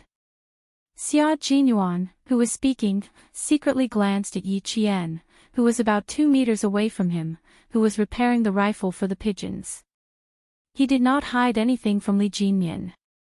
The people of Beijiang who live near the Gobi Desert all know how to observe things. You can ask them for advice when the time comes. She was really fast at disassembling the rifle. In her hands, the rifle was no different from a toy gun. She finished disassembling it in just a few minutes. Chapter 1733. Fine sand got into the throttle valve and the manual safety. The rifle is stuck in both positions, which is why it can't move forward. We just have to brush out the fine sand. After careful inspection, Yi Qian told them the reason for the malfunction of the moray eel rifle. However, he did not notice that Xia Jinyuan was looking at him countless times. While avoiding the pursuit of the military dogs, the moray eel fell into a sand pit. Caught off guard, the rifle in his hand was also filled with fine sand, causing the safety bolt to be unable to move forward. The member of the Storm Commandos, codenamed Moray Eel, did not look too good. A gun was a soldier's life. His mistake had caused the rifle to malfunction, and he would be punished when he returned. The attentive Yi Qian could tell that he did not look too good, but it was not easy to comfort him. Failing to protect the rifle in his hand was equivalent to failing to protect his own life. It was normal for him to be in a bad mood. Yi Qian, who had brushed out the fine sand, reassembled the rifle. On the other side, Xia Jinyuan was exchanging his experience with Li Jinyan. The desert is much more dangerous than the Gobi Desert. If you don't prepare in advance or lack of experience, you will be the one to suffer in the end. The desert winds are strong, the ground is soft, and sandstorms can even cause desert whirlpools. How can you familiarize yourself with the characteristics of the sandstorm and the changes in the weather? The only way is to walk into the desert and the Gobi Desert and accumulate experience. Training in the Gobi Desert mainly includes daily life, mobility, technology, tactics, and logistics training. This time, we can skip the logistics training. The rest of the training is essential. Familiarizing themselves with the characteristics of the sandstorm and the changes in the weather was part of daily life training. It was also the weakness of the storm commandos. They urgently needed to understand and improve not only daily life training, but also mobility, technology, and tactics. Li Jinyan listened very seriously, and Xia Jinyuan explained in great detail. The mobility training this time mainly focused on how to march through gravel and loose sand areas as quickly as possible, how to deal with the changes in the environment, and how to deal with unexpected situations. For example, the military dogs tracking and searching were considered to be unexpected situations. Tactical training was to master the characteristics and principles of the Gobi Desert's offensive and defensive battles, and to improve their ability to fight together. For example, the mixing of two teams was considered to be a cooperative battle. The two of them conversed for about 5 minutes before Yi Qian's voice came through the earpiece. Everyone, please check if there are any problems with the rifles in your hands. I suspect that the guns that the military gave us were purposely distributed. I already have 3 rifles that have entered the sand. During the development of every rifle, strict tests were conducted to prevent wind, sand, rain, and other harsh environments. The rifle in their hands was one of the most advanced rifles in China. When the design was completed, they used a wind tunnel to simulate wind above level 12 for testing. Moreover, it was not once or twice, but countless tests. Now, they were just running around the Gobi Desert with rifles in their arms, and 3 rifles had actually entered the sand. The probability of this was extremely high. How could a rifle that had gone through strict tests be so easily penetrated by fine sand? Thus, Yi Qian could not help but be suspicious. As soon as she finished speaking, a minute later, there were several responses. Without exception, their guns were all faulty. How ruthless, they even gave us some broken guns. There's no need to guess, there must be an ambush ahead. J5 said with a smile. Even his voice was full of laughter, but the expression on his painted face was slightly cold. Chapter 1734. There were broken guns and dogs. The military really wanted to train the 2 teams to death this time. They could do whatever they wanted. J5 counted the number of broken guns, and when they finished counting, they couldn't help but sneer. All 12 guns were broken. When they received their equipment, the Navy commander said with a smile, "Except for a GPS and a compass, the rest of the equipment is the best." Yes, the equipment was indeed the best. When they saw the combat training equipment list, no one was not surprised. The helmet was Kevlar. Not only could it resist bullets and shrapnel, but it could also become a soldier's second brain. It contained a miniature radio, a microphone, and a pair of headphones. There was also a radar equipment on the top of the helmet. This equipment allowed the commander to know the exact location of the soldiers at any time. The weapons in their hands were main battle weapons, but unfortunately, all 12 rifles were broken. There were also self-defense weapons, a handgun and a combat dagger. The accompanying equipment was goggles, combat uniforms, bulletproof vests and other equipment. All of them were the latest equipment. It was even more advanced than the equipment they carried with them when they secretly carried out missions in Hong Kong. There were also a lot of auxiliary combat equipment, from survival signal lights to anti-reflective equipment, thermal imagers, special glasses, everything. Looking at the expensive equipment, the members of the two teams looked at each other. There was only one expression on their faces: the equipment was too good, so good that it made them panic. It was a bit tricky. One who was unaccountably solicitous was hiding evil intentions. Although it was not very kind to say that to the military, but the military was already doing something unkind. Xia Jinyuan weighed the broken rifle in his hand, his thin lips slightly curved up, and said leisurely, "It seems that the ambush in front of us is not simple. Devil King, we are going to have a big fight." Devil King, who was right next to him, maintained his only cold expression all year round and replied faintly, "Let's wait and see." The channel was boiling, especially the wild wolves of the Snowfield Brigade. They were all rubbing their hands, and their eyes were shining with a fierce light. "Just in time, we are waiting for a big fight. I like it. You too, arrange it.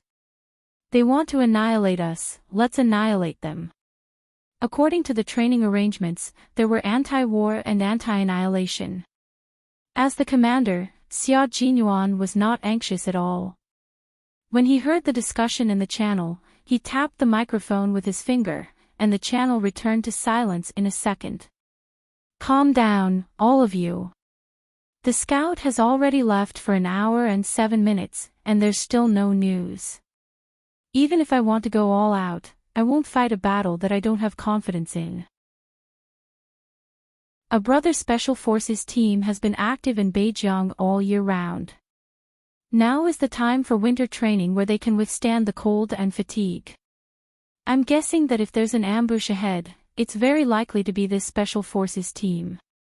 Li Jinyan slightly restrained the light in his eyes and said in a deep voice, "The Blue Wolf Special Forces were the first Special Forces that we sent to deal with Beijing. From the 1970s to the early 1980s, the world-class ace sniper codename Kue came from this unit. A world-class ace sniper." For some reason, when Yi Qian heard this, his eyelids couldn't help but twitch a few times. For some reason, an inexplicable sense of panic rose in his heart. Soon, this unexplainable panic was suppressed by an even bigger question. Chapter 1735. Kue was a one-legged monster in ancient Chinese myths and legends. It was shaped like an ox, with a white body and no horns. With only one leg, it would rain whenever it went in and out of water. Its light was like the sun and the moon, and its sound was like thunder. For some reason, when she heard Li Jinyan mention a world-class ace sniper, she actually thought of Uncle Chin. "Yes, I suspect that it's the brothers from this Special Forces team waiting for us." Xia Jinyuan nodded, and there was a hint of sharpness in his calm voice. "The wolves from Beijing are not easy to deal with. Everyone, be careful. You didn't come all the way here to embarrass yourselves." This was the home ground of the Snowfield Brigade. The Storm Commandos listened quietly. They had to listen quietly because this was the time to absorb valuable experience. Even the devil Li Jinyan did not speak easily. If it was really the Blue Wolf Special Forces, the Gobi Desert and the beach were their home ground. In this area, they had probably trained to the point where they could walk out with their eyes closed. Li Jinyan once again admired Xia Jinyuan's ability to command and deploy. He was always one step ahead of others in every battle arrangement. It was this one step that determined the outcome of the entire battle. 2 kilometers away from them, a soldier wearing a camouflage uniform similar to the Gobi Desert put down his binoculars and whispered to his comrade beside him, "They won't not come, right? It's been a few hours. If they wanted to come, they should have come long ago." From his tone, it was obvious that he was still a soldier who was not mature enough and lacked training. There seemed to be no one beside him, but there was indeed someone who whispered, "Pulling you guys here to train is simply making you live targets. New recruit, do you think that head of yours is too heavy? Do you want someone to give it a big blow? Lie down tight." A cold and ruthless voice came from under a pile of gravel. This was a perfectly disguised veteran of the Blue Wolf Special Forces, leading a group of new recruits for winter training. The day before they were ready to return to the team, they received orders from their superiors that a group of brothers from the south had entered the Gobi Desert to complete their winter training. They were to guide the soldiers from the south. The soldiers from the south were afraid of the cold. The soldiers of the northern frontier all knew. Running to the Gobi to complete the winter training, he was really worried that they would freeze into human-shaped popsicles in the middle of the night. There weren't many of them, only 40 or so. They didn't know who they were and what their strength was. The only thing they knew was that their superiors told them that the brothers who came were all strong characters.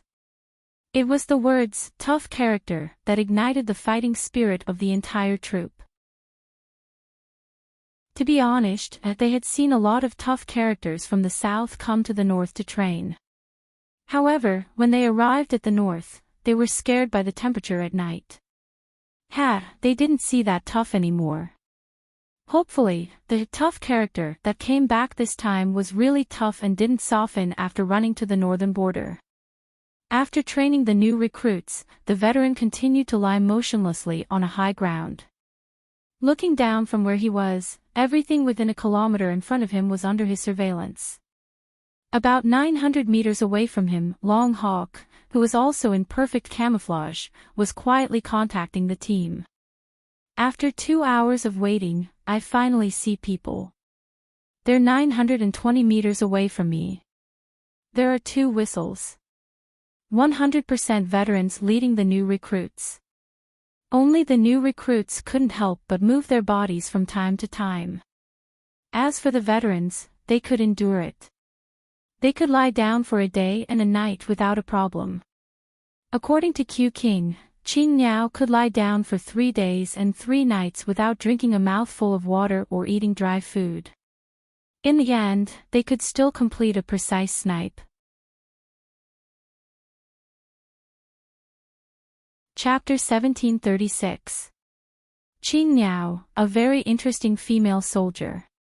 If she were to keep watch, she would definitely not be discovered. 2 kilometers away, Xia Jinyuan finally received the information from the Scout Eagle.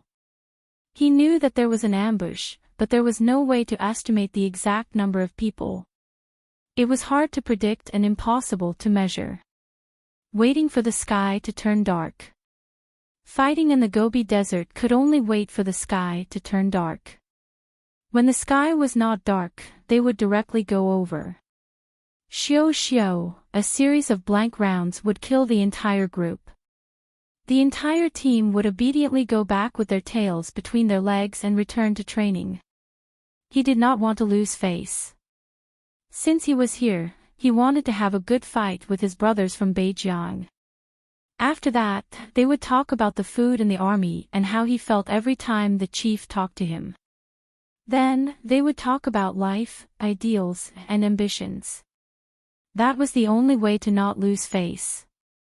Xia Jinyuan was unusually patient. He was so patient that he whetted the other party's appetite. All of them stretched their necks and waited wholeheartedly for the tough guy from the south. If I didn't know that they would definitely pass by here, I would really want to send a few soldiers to the front to see if there's a detour. The Blue Wolf troops had been discussing in private for several rounds. It had been hours since the military dogs were destroyed. If the company commander had not personally confirmed that the tough guy from the south would definitely pass by here, they would have almost thought that he would not come. From the looks of it, they're planning to wait until nightfall to take over the sentries. The sentries at the front are all set, especially the recruits. Keep your heads down. If anyone can't hold it in any longer, wash all of our brothers' combat uniforms. The company commander who was leading the team gritted his teeth. His eyes were wide open and bright, and his eyes were full of excitement. It was the first time that he had encountered Southern soldiers who dared to fight at night in Beijing. They were really bold. They were so bold that he wanted to cut them a few times and let them have a taste of the power of the veterans from Beijing. Someone replied, "The other party is probably used to fighting at night." "Commander, we have to take it easy. We can't be careless." Did you all hear that? Keep Mr. Zhuge's words in mind. The company commander, who was wearing a ghillie camouflage, took a bite of the steamed bun that was so hard that it hurt his teeth. Then, he grabbed a handful of snow and put it into his mouth. The snow was mixed with the steamed bun that was as hard as a rock. When he chewed it in his mouth, he made a caw-caw sound. He sounded like a hungry wolf gnawing on a human bone. Mr. Zhuge was the star of wisdom in the company and the only college student. He had a high IQ and many ideas. When he first came, he was arrogant, but in less than 2 months, his arrogance was gone. After 2 years, his arrogance had turned into a wolf's nature. He was even more ruthless than the company commander. Therefore, the new soldiers were not afraid of the company commander, but Mr. Zhuge. With his reminder, the old soldiers and new recruits in the company all became extremely alert, not daring to relax at all. At this time, the sky was already dark. Mr. Zhuge said to the company commander alone, "The temperature is dropping, and it's snowing heavily at night." They either don't understand the weather, or they understand it very well. "Company commander, I'm afraid this time the tough characters are really tough characters. We have to be careful. Of course, I don't think of them as cowards." At night, the company commander, who had fought countless outlaws, blinked his eyes and stared at the front with an extremely sharp gaze. If they really understand the weather in the Gobi Desert, then they are really a group of men. The Grey Wolf Troop, which had produced countless heroes and had countless heroic deeds, only respected real men and real soldiers. The knife-like wind blew on their bodies, but it didn't have a trace of warmth. The heavy snow fluttered freely and came with the wind. Not only was there snow and wind, but there was also wind and sand.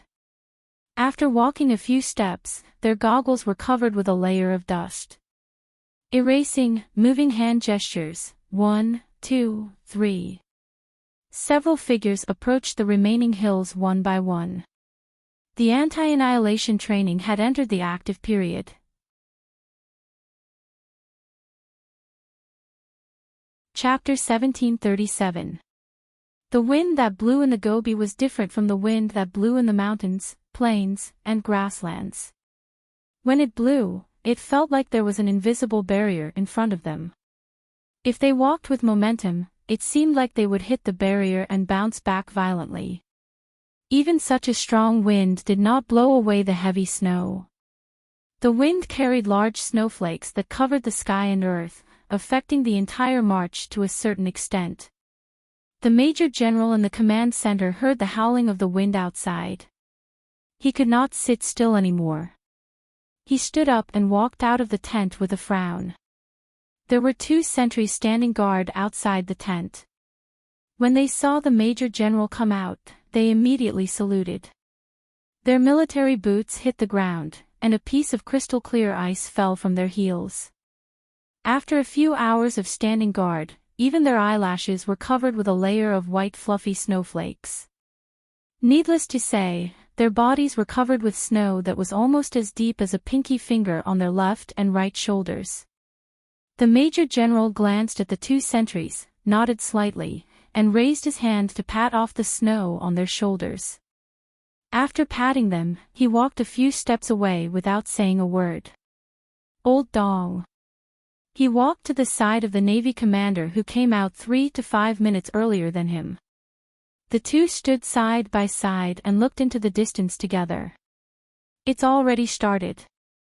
Let's see if we can take down the small hill in 2 hours. The Navy commander was still holding an infrared telescope in his hand. Before the heavy snow, he could still see clearly into the distance. Now, the infrared telescope was not of much use. He turned his head to look at the Major General standing with him, then looked at the weather. He said with some worry, "The weather is unusually bad. I'm a little worried about them." The Storm Commandos had never been to the Gobi for training since they were formed. Now that the wind and snow were heavy, all the members of the Southern soldiers might not be used to it. The Major General could understand his feelings, but this was a step that had to be taken. Our Special Forces team's goal is to be 3 amphibious. After nearly 5 years of hard work, we have basically achieved it. Old Dong, the Storm Amphibious Frogman Commandos have only been established for a little more than a year. The difficulties that you have to overcome are not just 1 or 2. There are more difficult peaks ahead for you to conquer. It's normal to be worried. No one wants any accidents to happen. However, Old Dong, we have to be mentally prepared. There will be a certain casualty rate when arranging such training. This was to give the Navy commander a heads up. Since the establishment of the Snowfield Brigade, there had been accidents during training. Even if this was a special force, there were still casualties. The Storm Commandos were still inexperienced. If an accident were to happen, it would be within the normal casualty rate. The Navy commander's voice was low and hoarse. These are things that they have to go through. As soldiers, they have no choice. They were his soldiers.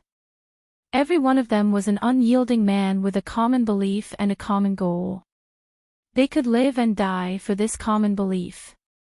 Such a group of soldiers, a group of indomitable soldiers, he did not want any accidents to happen to any of them. This was because, to them, once an accident occurred, it would definitely not be a small accident. It would be an accident that concerned life and death. The Marine commander raised his hand and patted the snow on his shoulder. In the snowy wind, there was a very light and shallow sigh mixed with the wind. Chapter 1738. The Navy commander raised his hand and patted the snow on his shoulder. In the snowy wind, his soft and shallow sigh mixed with the wind could be heard. However, Major General Liu seemed to have heard it. He patted the Navy commander, who he had known for more than 10 years, and said half-jokingly and half-seriously, "Old Dong, you have a problem. You like to complicate things. Since you know in your heart that this is the path you have to take as a soldier, what's the point of worrying about it? In such bad weather, even if I know that my soldiers have experienced similar weather, I will still be worried. However, although I am worried about them, I believe in the abilities of the two commanders more. I believe that they have enough ability to deal with the bad weather. The worse the environment, the more it can temper their combat ability. I believe that they will complete the counterattack perfectly. Let's go, let's talk inside. The wind is so strong that I can't even open my mouth." The battlefield was ever-changing. Even if they were deployed in advance, there would still be new accidents and new situations. The purpose of training was to let all soldiers have enough ability to deal with the ever-changing battle situation. Major General Liu was never afraid of throwing Xia Jinyuan and the other elite special forces into dangerous places to train. He would send them wherever it was difficult. The footprints of the Snowfield Brigade were left behind in the north, south, west, and east of the country were all dangerous places. Old Dong was also a soldier who could rise and fall. He was decisive and never sloppy when doing things. It was normal for him to be worried when he saw such bad weather. Because the Storm Commandos had only been established for a short period of time, so short that the military was sometimes afraid that something would happen to this team. This was a secretly established Marine Corps. Although it had been established for less than 2 years, it had a very strong and tough Demon King. In the face of doubts, he gritted his teeth and endured it. He trained the Storm Commandos to be a soldier among soldiers in the Marine Corps. Although the Demon King was young, his military quality, ideological style, willpower, and personal ability were all first class. How could the soldiers trained by such a soldier be bad? Therefore, even if the weather was bad, he believed that with the Demon King's ability, there would be no accidents. In addition, there was also Xia Jinyuan. He believed that at this moment, they had already started fighting with Blue Wolf. The Marine commander walked into the tent with cold air and saw that the Major General of the army was calm. There was no worry on his face. He couldn't help but sigh. Li Jinyan was right. Their water special forces were still too inexperienced. Compared to the Snowfield Brigade, which had decades of history, there were still too many areas that they needed to learn and strengthen. To be honest, the Storm Commandos were the ones who benefited the most from the joint training. Compared to the Shuayu Special Forces, the Shuayu Special Forces was much weaker. Thinking of Li Jinyan's report, the Navy commander's eyes darkened. Li Jinyan said that 1 month of training with the Snowfield Brigade was equivalent to half a year of training for them. He had learned too many things. This time's anti-terrorist training would definitely benefit them greatly. Thinking of this, the worry in the Navy commander's heart lessened a little. The Storm Commandos, known as the Fierce Tiger on land and the Dragon of the Sea, definitely lived up to their reputation. Chapter 1739. The counterattack had already begun. The first sentry post was destroyed by the 4 assault teams of the Storm Commandos. They were all barehanded and did not use any high-end weapons. Satisfying. This is so satisfying. The one who was lying motionless in the snow was a veteran of the Grey Wolf troop. In the end, he was captured by the counterattack and had his neck slit. The recruit beside him got up and wanted to help the defeated veteran up. He said, "Company commander, you have waited for a long time. It will definitely be a satisfying fight later." His neck was slit from behind. It was silent like a rattlesnake hiding in the desert. It killed him with 1 strike and would not attack again. The veteran did not let him help him up. He stood up and laughed. Of course, they are really tough characters. Every single one of them definitely had unique skills and were proficient in all 18 types of martial arts. Compared to our Beijiang troop, they are definitely not inferior. Naturally, they would not be inferior. The Grey Wolf troop was a company of the Beijiang military region. They were famous in the Beijiang military region and were also famous among the special forces of the few military regions. However, compared to the 2 special forces of the country, there was still a gap in strength. One had to know that the members of the Snowfield Brigade were all selected from the special forces of the various military regions. They were also selected from the elite soldiers of the various military regions. It was the same for the Storm Commandos. The elites of the elites naturally had no problem fighting against the elites of the military region. As the famous combat force of the Beijiang military region, the Grey Wolf troop had always been the one to fight against others. They had never been beaten by others. When the company commander lost contact with the 1st and 2nd sentry posts, he knew that they had really encountered a tough character this time. They were a field unit and field units were the least afraid of tough characters. Since you are here, just use your fists. Don't dawdle like a girl. The brothers in the south have already shown their sharp knives. We can polish them even brighter and sharpen them. Don't embarrass the Beijiang military region. Do you hear me? The company commander was from Black River and was a native of the north. He had a red reflex accent when he spoke and could usually scold people. After the entire company was trained, there was no repetition. When he opened his mouth, the entire company's soldiers tensed up. Mr. Zhuge opened his mouth.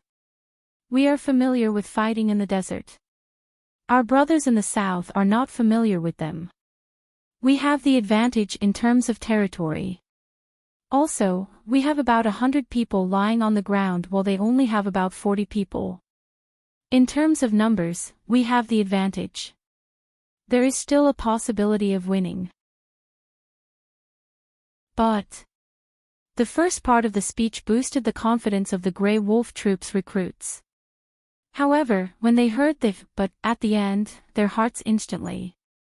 So, brothers, this is going to be a tough battle. The company commander was speechless.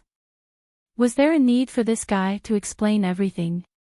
After Yi Jian finished listening, she quietly returned the earpiece to Whistle, who was in the fourth position, and said softly, "The person talking inside is your military counselor, right?" The veteran soldier who was knocked down kept his mouth shut. He swiped his hand across his neck, indicating that he was dead and had no comment. However, he was anxious in his heart, and it wasn't just ordinary anxiety. Did a group of female soldiers come? Did a group of female soldiers come to fight? Chapter 1740. The fallen veteran watched as the figure that was obviously slimmer than the male soldier gradually disappeared into the wind and snow. He was so anxious that he grabbed a handful of snow and stuffed it into his mouth. A female soldier came to the Gobi for training. Which military region was this female soldier from? Why did they arrange for a female soldier to come over? They had never met a female soldier who was sent to the Gobi for training. What he couldn't accept was that he was defeated by a female soldier. She defeated him quite easily. What he couldn't accept was that he didn't know that she was a female soldier until she opened her mouth. He didn't know that she was a female soldier when he was fighting her. He didn't expect that the person he was fighting with would be a female soldier. A female soldier coming to the Gobi for training. It was the first time that a female soldier was involved. We are the 4th sentry post. Are the sentry posts in front all taken care of? The recruit who was defeated first crawled over. He didn't realize that the one who defeated him was a female soldier. The wind was too strong and the snow was too heavy. He couldn't even hear clearly when he was close. What's more, when Yi Qian defeated the recruit, he didn't even make a sound. The old tradition of the Grey Wolf Troop was that the veteran led the new in every training session. The veteran led the new recruits in training, on duty, and through the wind and rain. When carrying out normal tasks, such as patrolling, the veteran led the new recruits. It was the same for sentry posts. They were all veterans leading the new recruits. The new recruits who didn't realize that something was wrong with the veteran were a little nervous. When we return to the team, will we be skinned alive by the company commander? Recruit, be mentally prepared. Being skinned alive is considered light. I'm afraid that even your bones will be torn apart by the company commander. The veteran got up and looked in the direction where the female soldier disappeared. He turned his head, grinned at the new recruit, and patted the new recruit's shoulder heavily. The one who defeated us was a female soldier. Yes, a female soldier. She's a female soldier who killed 2 of our male soldiers with one move. Don't look surprised. I'm very surprised too. I didn't make a mistake. The female soldier was talking to me just now. She's a real female soldier. She took care of both of us. The veteran rubbed his face and looked at the new recruit whose face was pale under the light. He couldn't bear it, but he couldn't sympathize with the new recruit. He was the same. Or even worse. The veteran soldiers were all taken care of by the female soldiers. How would the company commander deal with him? After the 4th sentry post was taken care of, the company commander of the Grey Wolf troop naturally had no way to contact them again. The company commander who did not receive a reply knew that the 4 sentry posts he had arranged had all failed. The tough characters from the south had infiltrated their positions. The wind, snow, and darkness were the natural concealment colors. The members of the 2 teams braved the wind and snow and began to enter the middle section of the hill. This section was also the most dangerous section. The slopes on both sides were excellent cover. If someone were to hide on top of them, they would not be discovered for a while.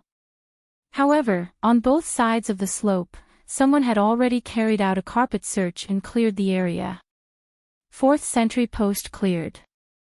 Yi Qian's cool voice came through everyone's earphones. It was very low and soft, but it carried a calm and firm tone as it entered everyone's ears. Xia Jinyuan, who was waiting for her, smiled and said to her, "Enter the next search area and complete the mission. I'll wait for you in front. I'll be there in 10 minutes." He had already completed his search and found nothing, so he could have Yi Qian assemble according to the original route. Chapter 1741. They completed the search in a triangular formation. Every time they cleared an area, they would gather at a certain point and conduct a large-scale search. This was a type of search that did not disperse.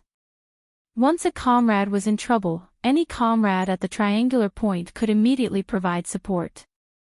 Yi Qian and another member of the Storm Commandos completed the clearing together. The 2 of them received orders from Xia Jinyuan.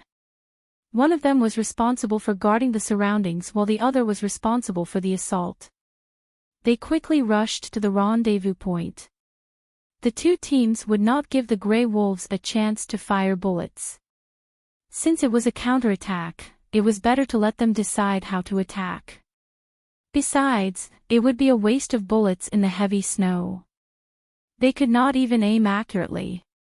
It was better to use cold weapons or bare hands to complete the counterattack.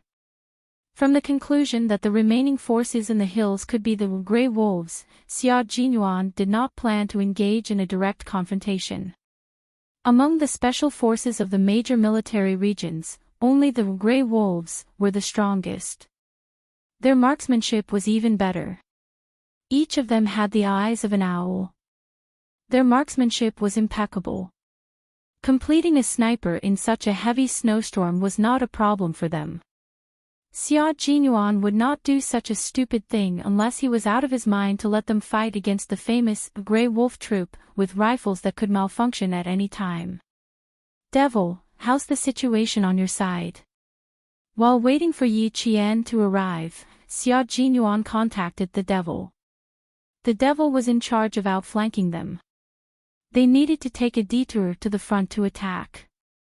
As a true southerner, Li Jinyan had only encountered such a heavy snowstorm since he was a child. After he was assigned to the Navy, he had never encountered such a heavy snowstorm again. Now that he had bumped into her, it had more or less affected him. For example, the tips of his ears had been frozen to the point of frostbite, and the flexibility of his hands and feet had decreased. However, as a Special Forces soldier, these effects were nothing. No matter how heavy the snowstorm was, it could not stop him from leading his team forward. "Fortunately, we are about 400 meters away from our destination," he replied calmly. At the same time, he raised his hand and gestured for his team members to lie down. There was a situation ahead. It was already 6 o'clock in the evening. The operation had started 2 hours ago. The success of their counterattack depended on whether all of their members could successfully pass through the hills. Not a single person could be missing. If they lost even one person, it would be considered a failure. This was the military's request.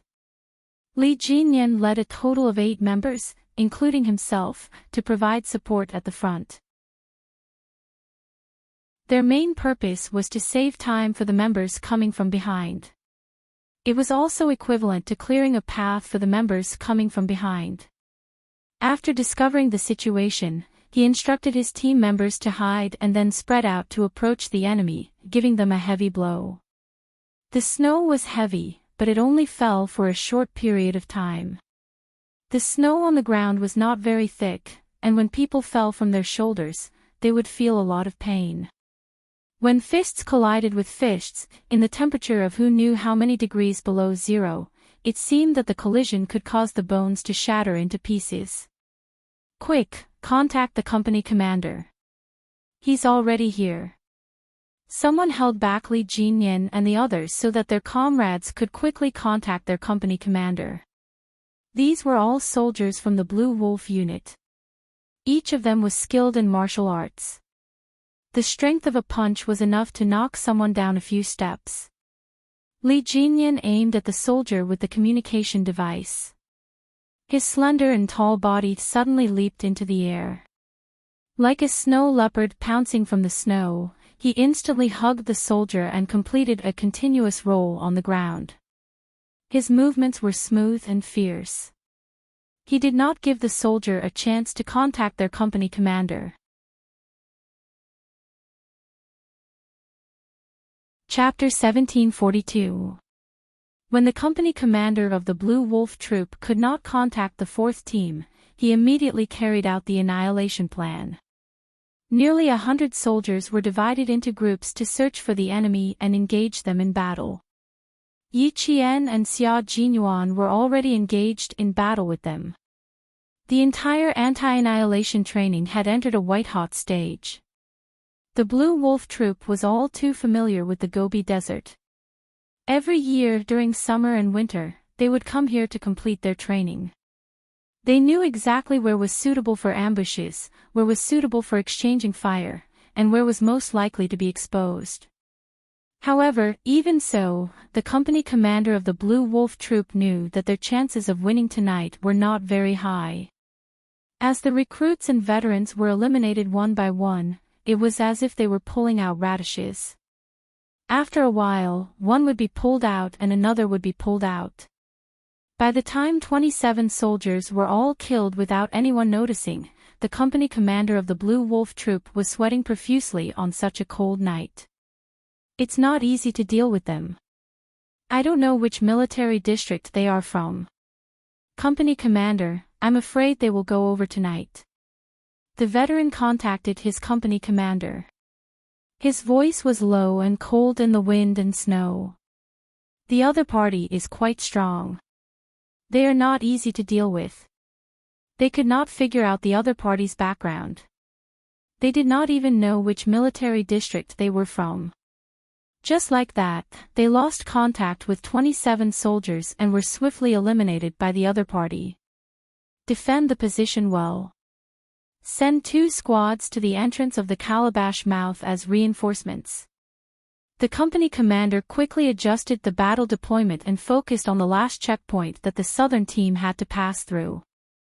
The mission that the Blue Wolf troop received was to defend the remaining hills and complete the annihilation plan.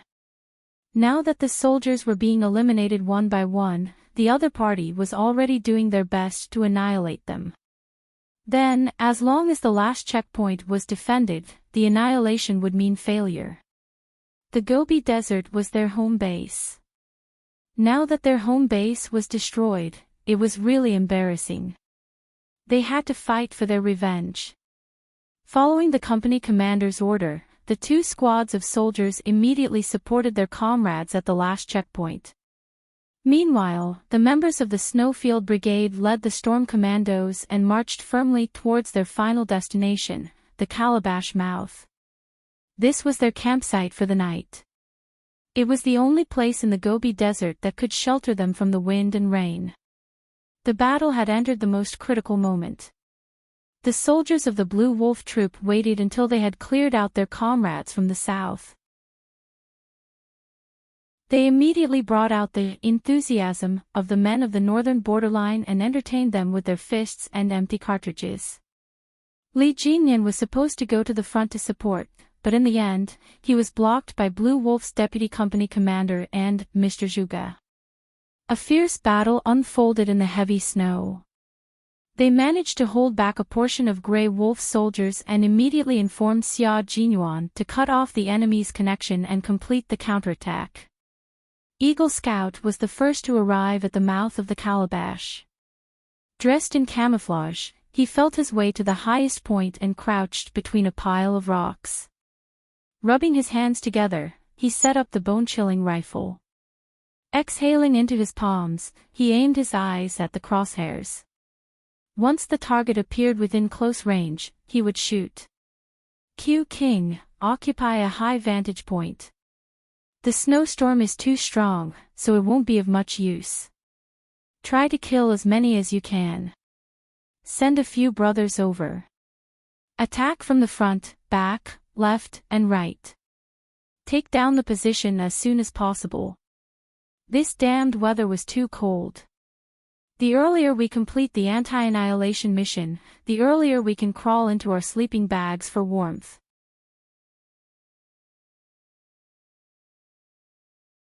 Chapter 1743. Xia Jinyuan and Yi Qian cooperated seamlessly. The two of them made a bloody path for the brothers behind them. Hearing Chang Ying's words, Xia Jinyuan laughed and said, "You can guard it alone. Occasionally, you can shoot from behind. You can also hide your tracks in the heavy snow. But you have to be careful. The soldiers in Grey Wolf are all good gunmen. Some of them are even sharpshooters. Be careful of being shot from behind." They really didn't have any extra men to send out as reinforcements.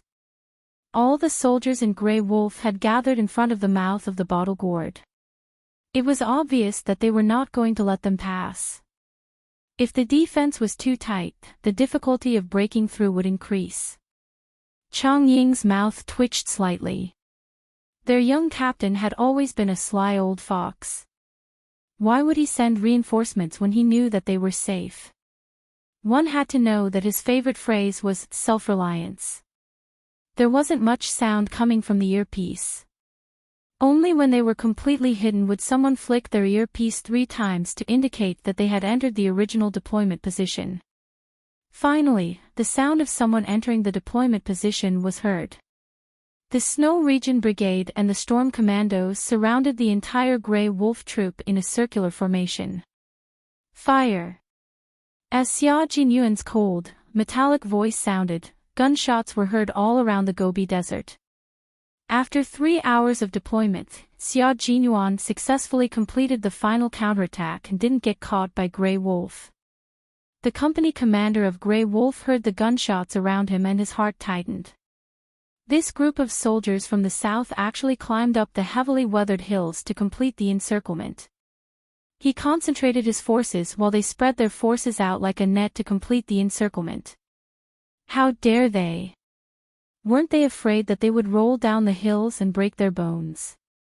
I'm not afraid of being surrounded. Let's take a few more bites of meat.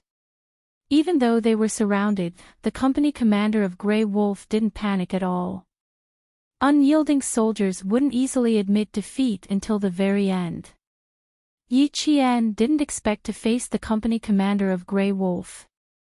The company commander of Grey Wolf also didn't expect to see a female soldier. The appearance of the female soldier stunned him for a second.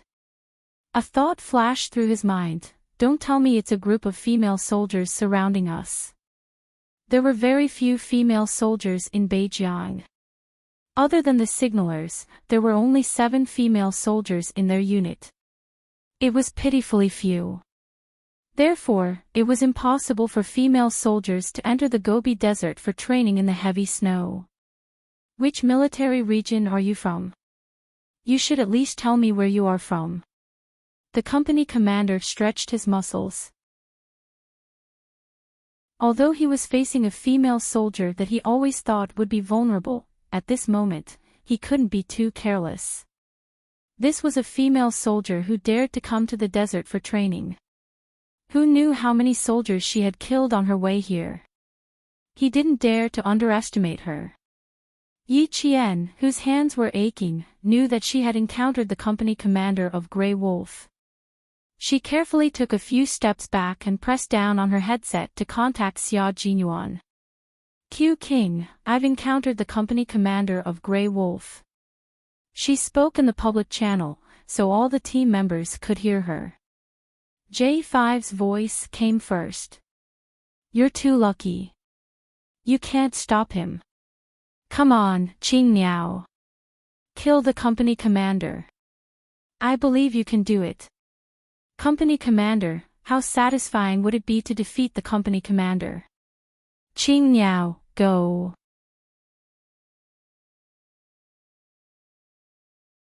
Chapter 1744. For the members of the Snowfield Brigade, if they encountered such a situation and were certain that they could handle it, they would have to deal with it alone. Anti-annihilation was a combination of individual and team combat. As a member of the anti-annihilation training, Yi Qian had no choice but to face it head-on. It wasn't that they were being sarcastic or that they weren't afraid of being put on a good show.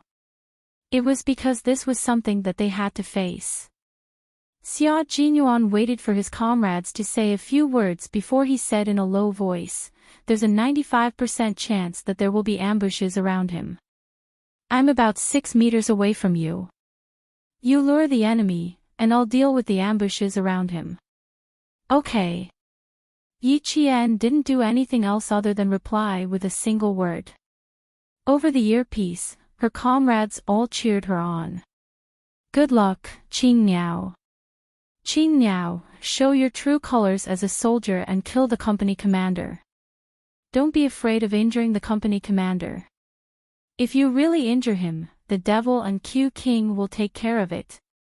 Hearing her comrades' humorous words of support and encouragement, Yi Jian held her breath and took a deep breath, gradually isolating herself from the suffocating murderous aura of the other party. She had carried out missions and killed people with the gun in her hand and the dagger at her waist. People who had killed people had a murderous aura around them.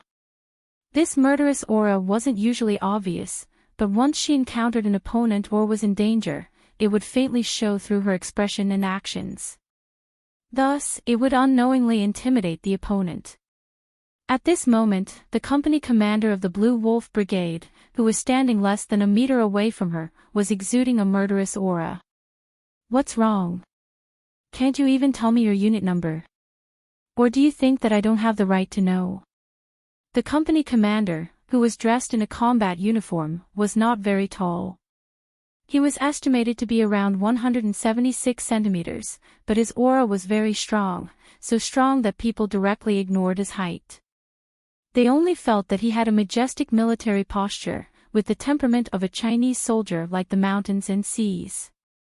Yi Qian's hand reached for the dagger at his waist. He raised his voice and said, I know you're the company commander of the Blue Wolf unit. If you didn't write my unit number in the document you received, I'm sorry, company commander. I really can't tell you. They did not receive any documents. They only received a phone call from the commander-in-chief of the military region, Lieutenant General Xia. They also did not know the number of the southern troops. Since the female soldier did not want to say anything, then so be it. She would not stand in front of him and say anything else. You're quite tight-lipped.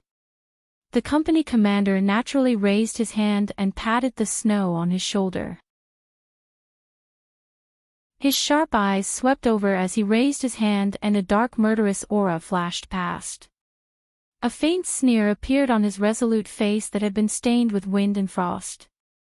The sound of gunfire suddenly came from an unknown direction. Bang! The empty shell directly shot into the snow. Suddenly, the snow mixed with the dust splashed everywhere. As the gunshot rang out, the firm sneer in the company commander's eyes suddenly disappeared after he saw the female soldier's actions. The murderous aura around him suddenly multiplied. The female soldier actually dodged it. She dodged the bullet. She dodged it perfectly. Yi Qian, who had been observing him, did not dare to let his guard down. He saw every move of the company commander. As long as he moved a little, she would definitely complete her dodging action. Whether there was an ambush or not, she would complete her dodging action. There was not only one gunshot, but continuous shots.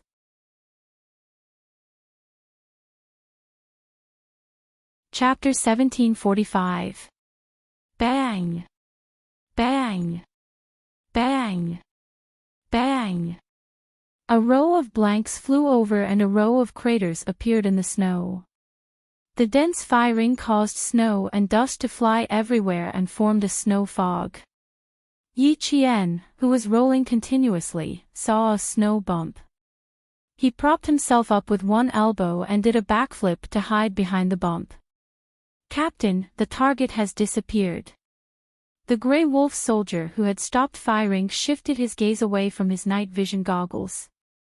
From his direction, all he could see was the wind and snow, and the female soldier was nowhere to be seen.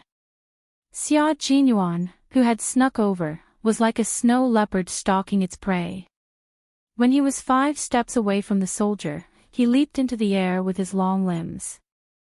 The soldier who was communicating with his captain and searching for the target felt a gust of wind even fiercer than the north wind. He held on to his gun, but before he could complete his roll, he was killed by the owner of the gust of wind. Grey Wolf is famous for its marksmanship. "Brother, I'm sorry, but I can't give you another chance to shoot." The elegant yet dangerous Major Xia took the soldier's gun and removed his earpiece. He spoke very politely, "Captain Jiang, your bodyguard has been taken care of." With the bodyguard taken care of, the anti-assault training was almost over. Since he had failed to shoot, Captain Jiang faced the female soldier who had unbelievably fast reflexes. His fist was held by the female soldier's hands, which were obviously smaller than the male soldier's. An unfamiliar male voice came through the earpiece. He said that his bodyguard had been taken care of, which meant that the veteran soldier who had shot the female soldier had been taken care of. The calabash mouth position had been lost, and the troops from the south had successfully counterattacked. However, he hadn't taken care of the female soldier yet. In close combat, if one wasn't careful, one would be hit by the opponent's fists or boots. The former would be weaker, while the latter would feel like one's bones would be crushed if the boots kicked. As the captain of the Grey Wolf unit, he was exceptionally skilled. Every punch was filled with strength, and he didn't hold back at all.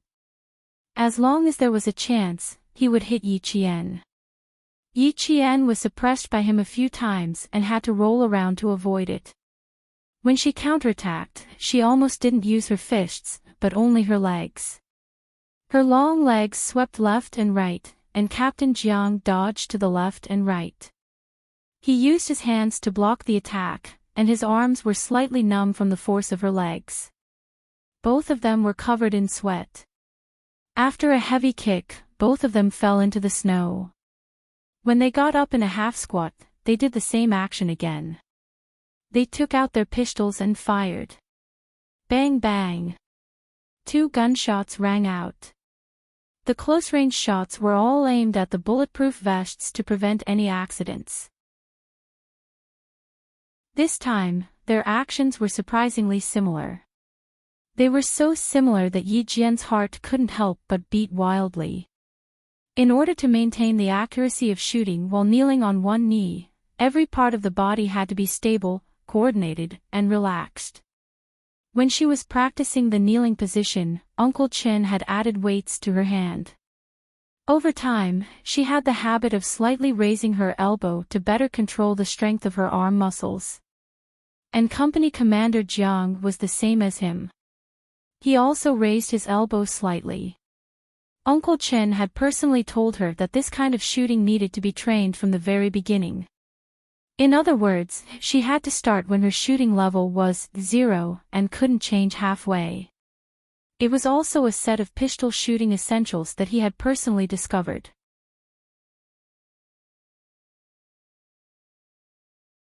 Chapter 1746. Since it was a person, why did Company Commander Jiang know how to do it too? The answer was obvious. When Company Commander Jiang saw the female soldier take out her gun and complete the shooting action, he did not hide his surprise. It was a little strange. The female soldier was not a female soldier in their troop. Why was her shooting action the same as theirs? Company Commander, the enemy's counterattack was successful. We've lost. Company Commander Jiang, who was about to look at the female soldier's shooting posture, heard the soldier's voice. He stood up and put away his gun. You won, female soldier. The entire counterattack training lasted 8 hours and was completed at 7:23 p.m. When the members of the Storm Commandos came back, they all supported each other. Some of them were so cold that their lips turned purple. Some of them were so cold that their bodies were stiff. When they walked, their knees were straight. Cold, it was too cold. It was so cold that it was as if they could become one with the snow at any time and could never return to the beach. Li Jinyan kept rubbing his comrade's cold and swollen fingers. Although his cold and handsome expression was indifferent, his brows were furrowed. Move your legs and stomp on the spot. On the other side, Company Commander Jiang spoke quickly and anxiously. Quick, help them sit by the fire. Water, bring water over. The few of you, use Mao coins to wrap snow and roast it by the fire. The few of you, heat up the wine and give it to the brother whose lips are purple from the cold. How to resist the cold? Company Commander Jiang had his own set of methods, which were quite effective. After stuffing a few bottles of burning knife wine into their stomachs, they used a towel that was so hot that it was emitting steam to cover their faces and hands.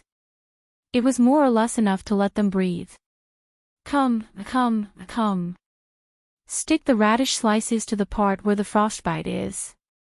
Stick them until they're not hot anymore. Then, roast them on the fire and stick them repeatedly. Mr. Zhuge in the Blue Wolf troop picked out the hot radish slices and gave them to the southern brother who had frostbite on his hands. He said enthusiastically, "This is an indigenous method. It's condensed from the 5,000 years of living experience of our people. It's definitely effective." This group of brothers from the south. They were really hard-working. They could still endure the cold. Look, this person's toes were so cold that they were bleeding, but he could still endure it. He was a man. This was a man-made underground cave in the calabash mouth position. The Grey Wolf troop would rest here at night during their training in the Gobi Desert. Once the fire was lit, the cave would be warm and could eliminate the fatigue of the day. But this fire was not something that could be started just because he wanted to. If it were not for the fact that he had to take care of his brothers who had just come from the south, he really would not have a fire to keep himself warm. Everyone had a mouthful of Shaodao wine and a bowl of boiled snow water. Everyone leaned against each other. Dozens of people crowded around the only 2 bonfires, and the warmth of their bodies returned. Yi Qian was in a much better state than the members of the Storm Commandos. She had experienced a similar cold before, so her body had a certain level of resistance to it. She drank 2 bowls of warm snow water in a row before she saw Sergeant Jiang walking towards her. Xia Jinyuan, who was applying frostbite ointment to his frostbitten comrades, narrowed his eyes when he saw this. "You must be tired tonight. How are you? Can you still hold on?" Sergeant Jiang looked at the young female soldier whose skin was as delicate as a peach. The doubts in his heart grew bigger and bigger. The sun in the northern Xinjiang was very strong. Even the most beautiful female soldier's cheeks would turn red in less than half a year after coming here. But this female soldier was obviously not a female soldier from the northern Xinjiang. If that was the case, how did she know the unique posture of holding a gun in the Blue Wolf troop?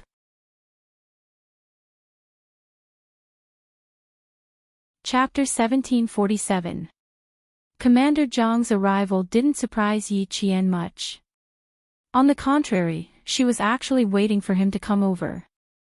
Hearing this, Yi Qian, who was about to stand up to speak, was patted on the shoulder by Commander Jiang. He motioned for her to sit back down with an undeniable authority. "You're welcome. Let's sit down and talk. We've been running for half a day. Let's relax a little during the break." He noticed that there was only one female soldier present. The only female soldier who followed the male soldiers into the desert for training. Just from this point alone, he could see that this female soldier was exceptional. He had only met a few female soldiers in his 15 years of service in Beijing. He had never met a female soldier who dared to follow the male soldiers and trained as hard as the male soldiers.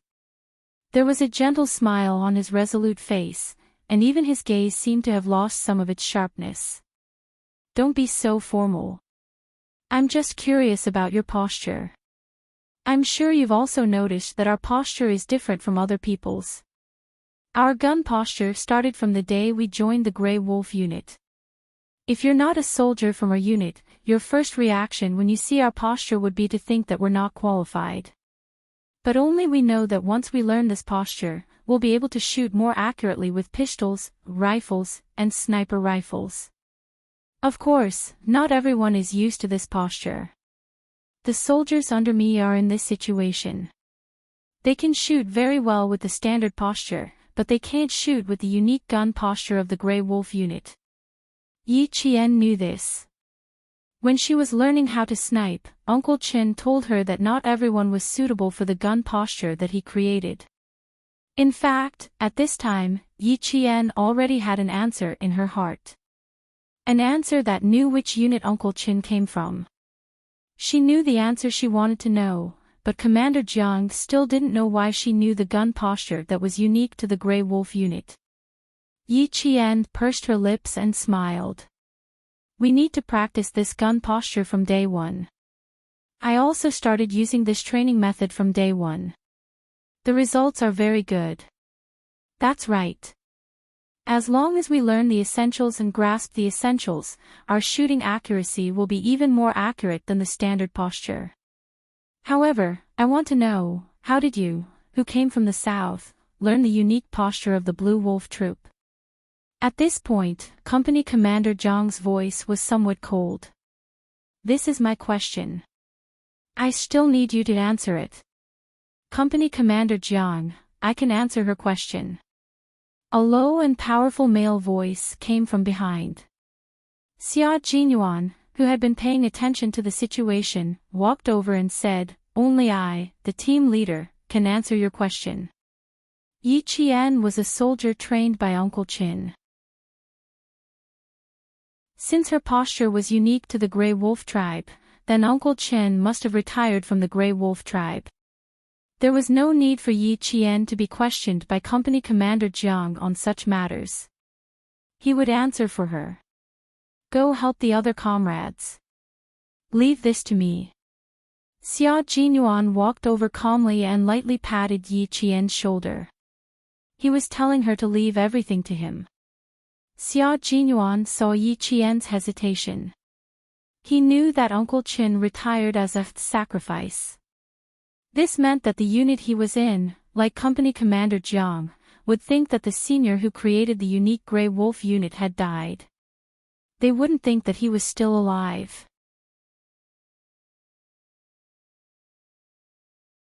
Chapter 1748.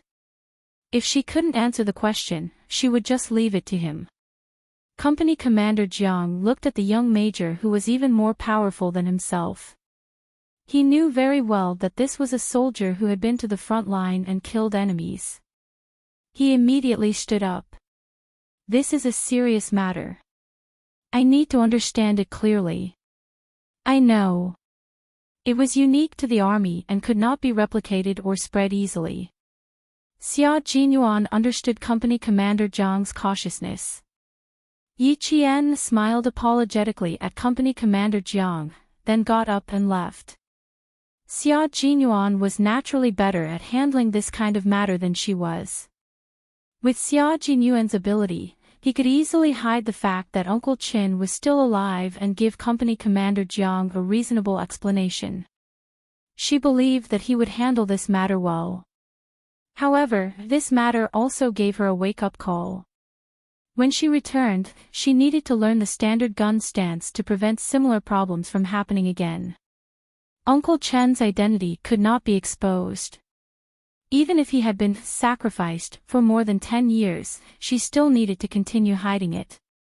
She could not let others know about Uncle Chen. About 10 minutes later, Company Commander Jiang found Yi Qian again. The 36-year-old man looked at Yi Qian with a gaze as gentle as the May wind in Beijing, bright and warm. "I was rude just now. You are a very outstanding female soldier. I look forward to seeing you on the training ground again." Yi Qian saluted the company commander who was about to leave and return to the army. This was an unyielding soldier. Even the heavy snowstorm didn't make him bend his waist. This was a soldier from the northern border. He was like a white poplar facing the wind and sand, using his straight body to guard the border. He was also a respected soldier. He had dedicated his youth to this barren land, but it was still part of our country's territory. For decades, he was so loyal, and used an eternal heart to protect the country without any complaints or shame. The wind and snow covered their departing footsteps, and the figure at the front had completely disappeared from sight. The figure at the back, carrying a rifle, fearlessly followed the footsteps of his comrades in the wind and snow without looking back. The people of the northern borderline who live here say that they are the guardian gods in their military uniforms. Only with their existence can life be peaceful. Yi Qian, our existence is to protect the peace of the people of our motherland.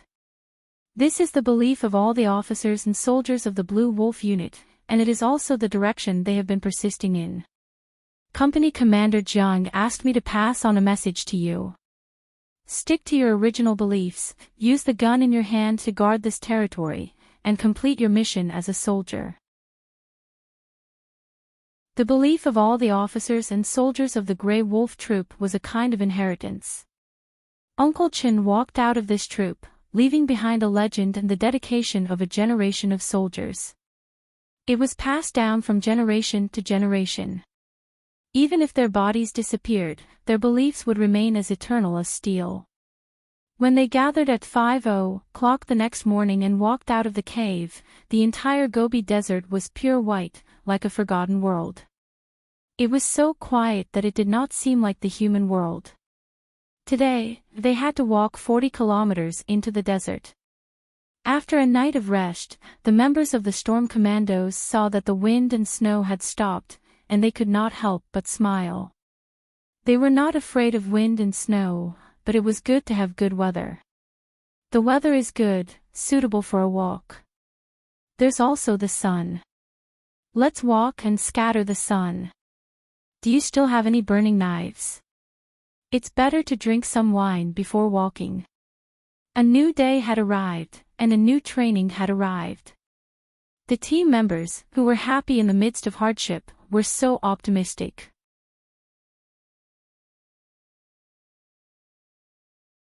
Chapter 1749.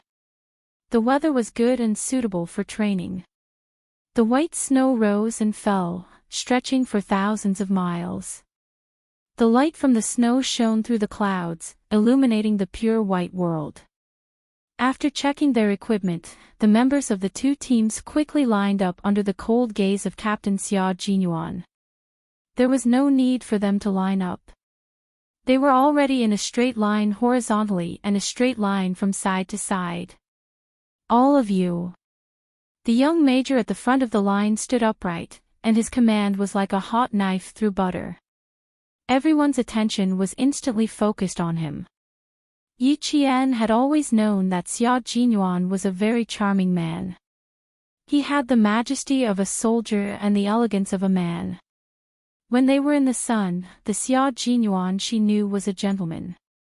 When they were in the dark, the Xia Jinyuan she knew was a man whose gaze was like a bullet, with a frightening sharpness. At this moment, Xia Jinyuan, who was standing in the sun, was looking at his comrades. Although his eyes were sharp, they were full of encouragement. He was like a beacon for the whole team and a guide for the whole team. With him around, they felt that all difficulties could be easily solved. He briefly talked about the main training program for the day. The 40-kilometer walk was the beginning of the day, followed by tactical training, mainly for the desert attack. It's still like camping. There's no so-called balance between work and rest, and there's no logistical support. As for frostbite and other minor injuries, they'll be dealt with by themselves. No other opinions, right? Okay, no objections. Line up and set off. Xia Jinyuan said everything in one go. He asked his comrades if they had any opinions, but his actions directly stopped them from voicing any. He was just being polite. Don't take it too seriously. At this point, you still have any opinions? What are you going to say? Don't say anything. Just continue with the training. When they set off, it was still the same mixed team as yesterday. 44 figures carried rifles and backpacks, advancing into the depths of the desert in a single team. From afar, they looked like dragons in the snow, majestic and visually stunning. Training in the desert was even more difficult than training in the Gobi Desert. They had to roll in the sand, crawl in the sand, and sometimes rush down from high sand slopes. At the same time, they also had to complete shooting. At the end of the day, it was as if their bones were disassembled and needed to be reassembled at night to maintain their integrity. Yi Qian gritted her teeth and endured all this. There was only one belief in her heart: since I'm here, I won't be worse than anyone else. As the only female soldier in both teams, she worked so hard to stimulate the fighting spirit of the male soldiers. Every day, she put 200% of her energy into completing the training. They were so engrossed in their training that they seemed to have forgotten the time and the date. When the sun rose, they were already training. When the sun set, they were still training. Not only was there overload training during the day, there was also training in the middle of the night. On the fourth day of training, it was the time when the whole team was at their most tired. A sharp whistle sounded from outside the sandpit. All the members woke up from their deep slumber and put on their equipment as quickly as possible to complete the assembly.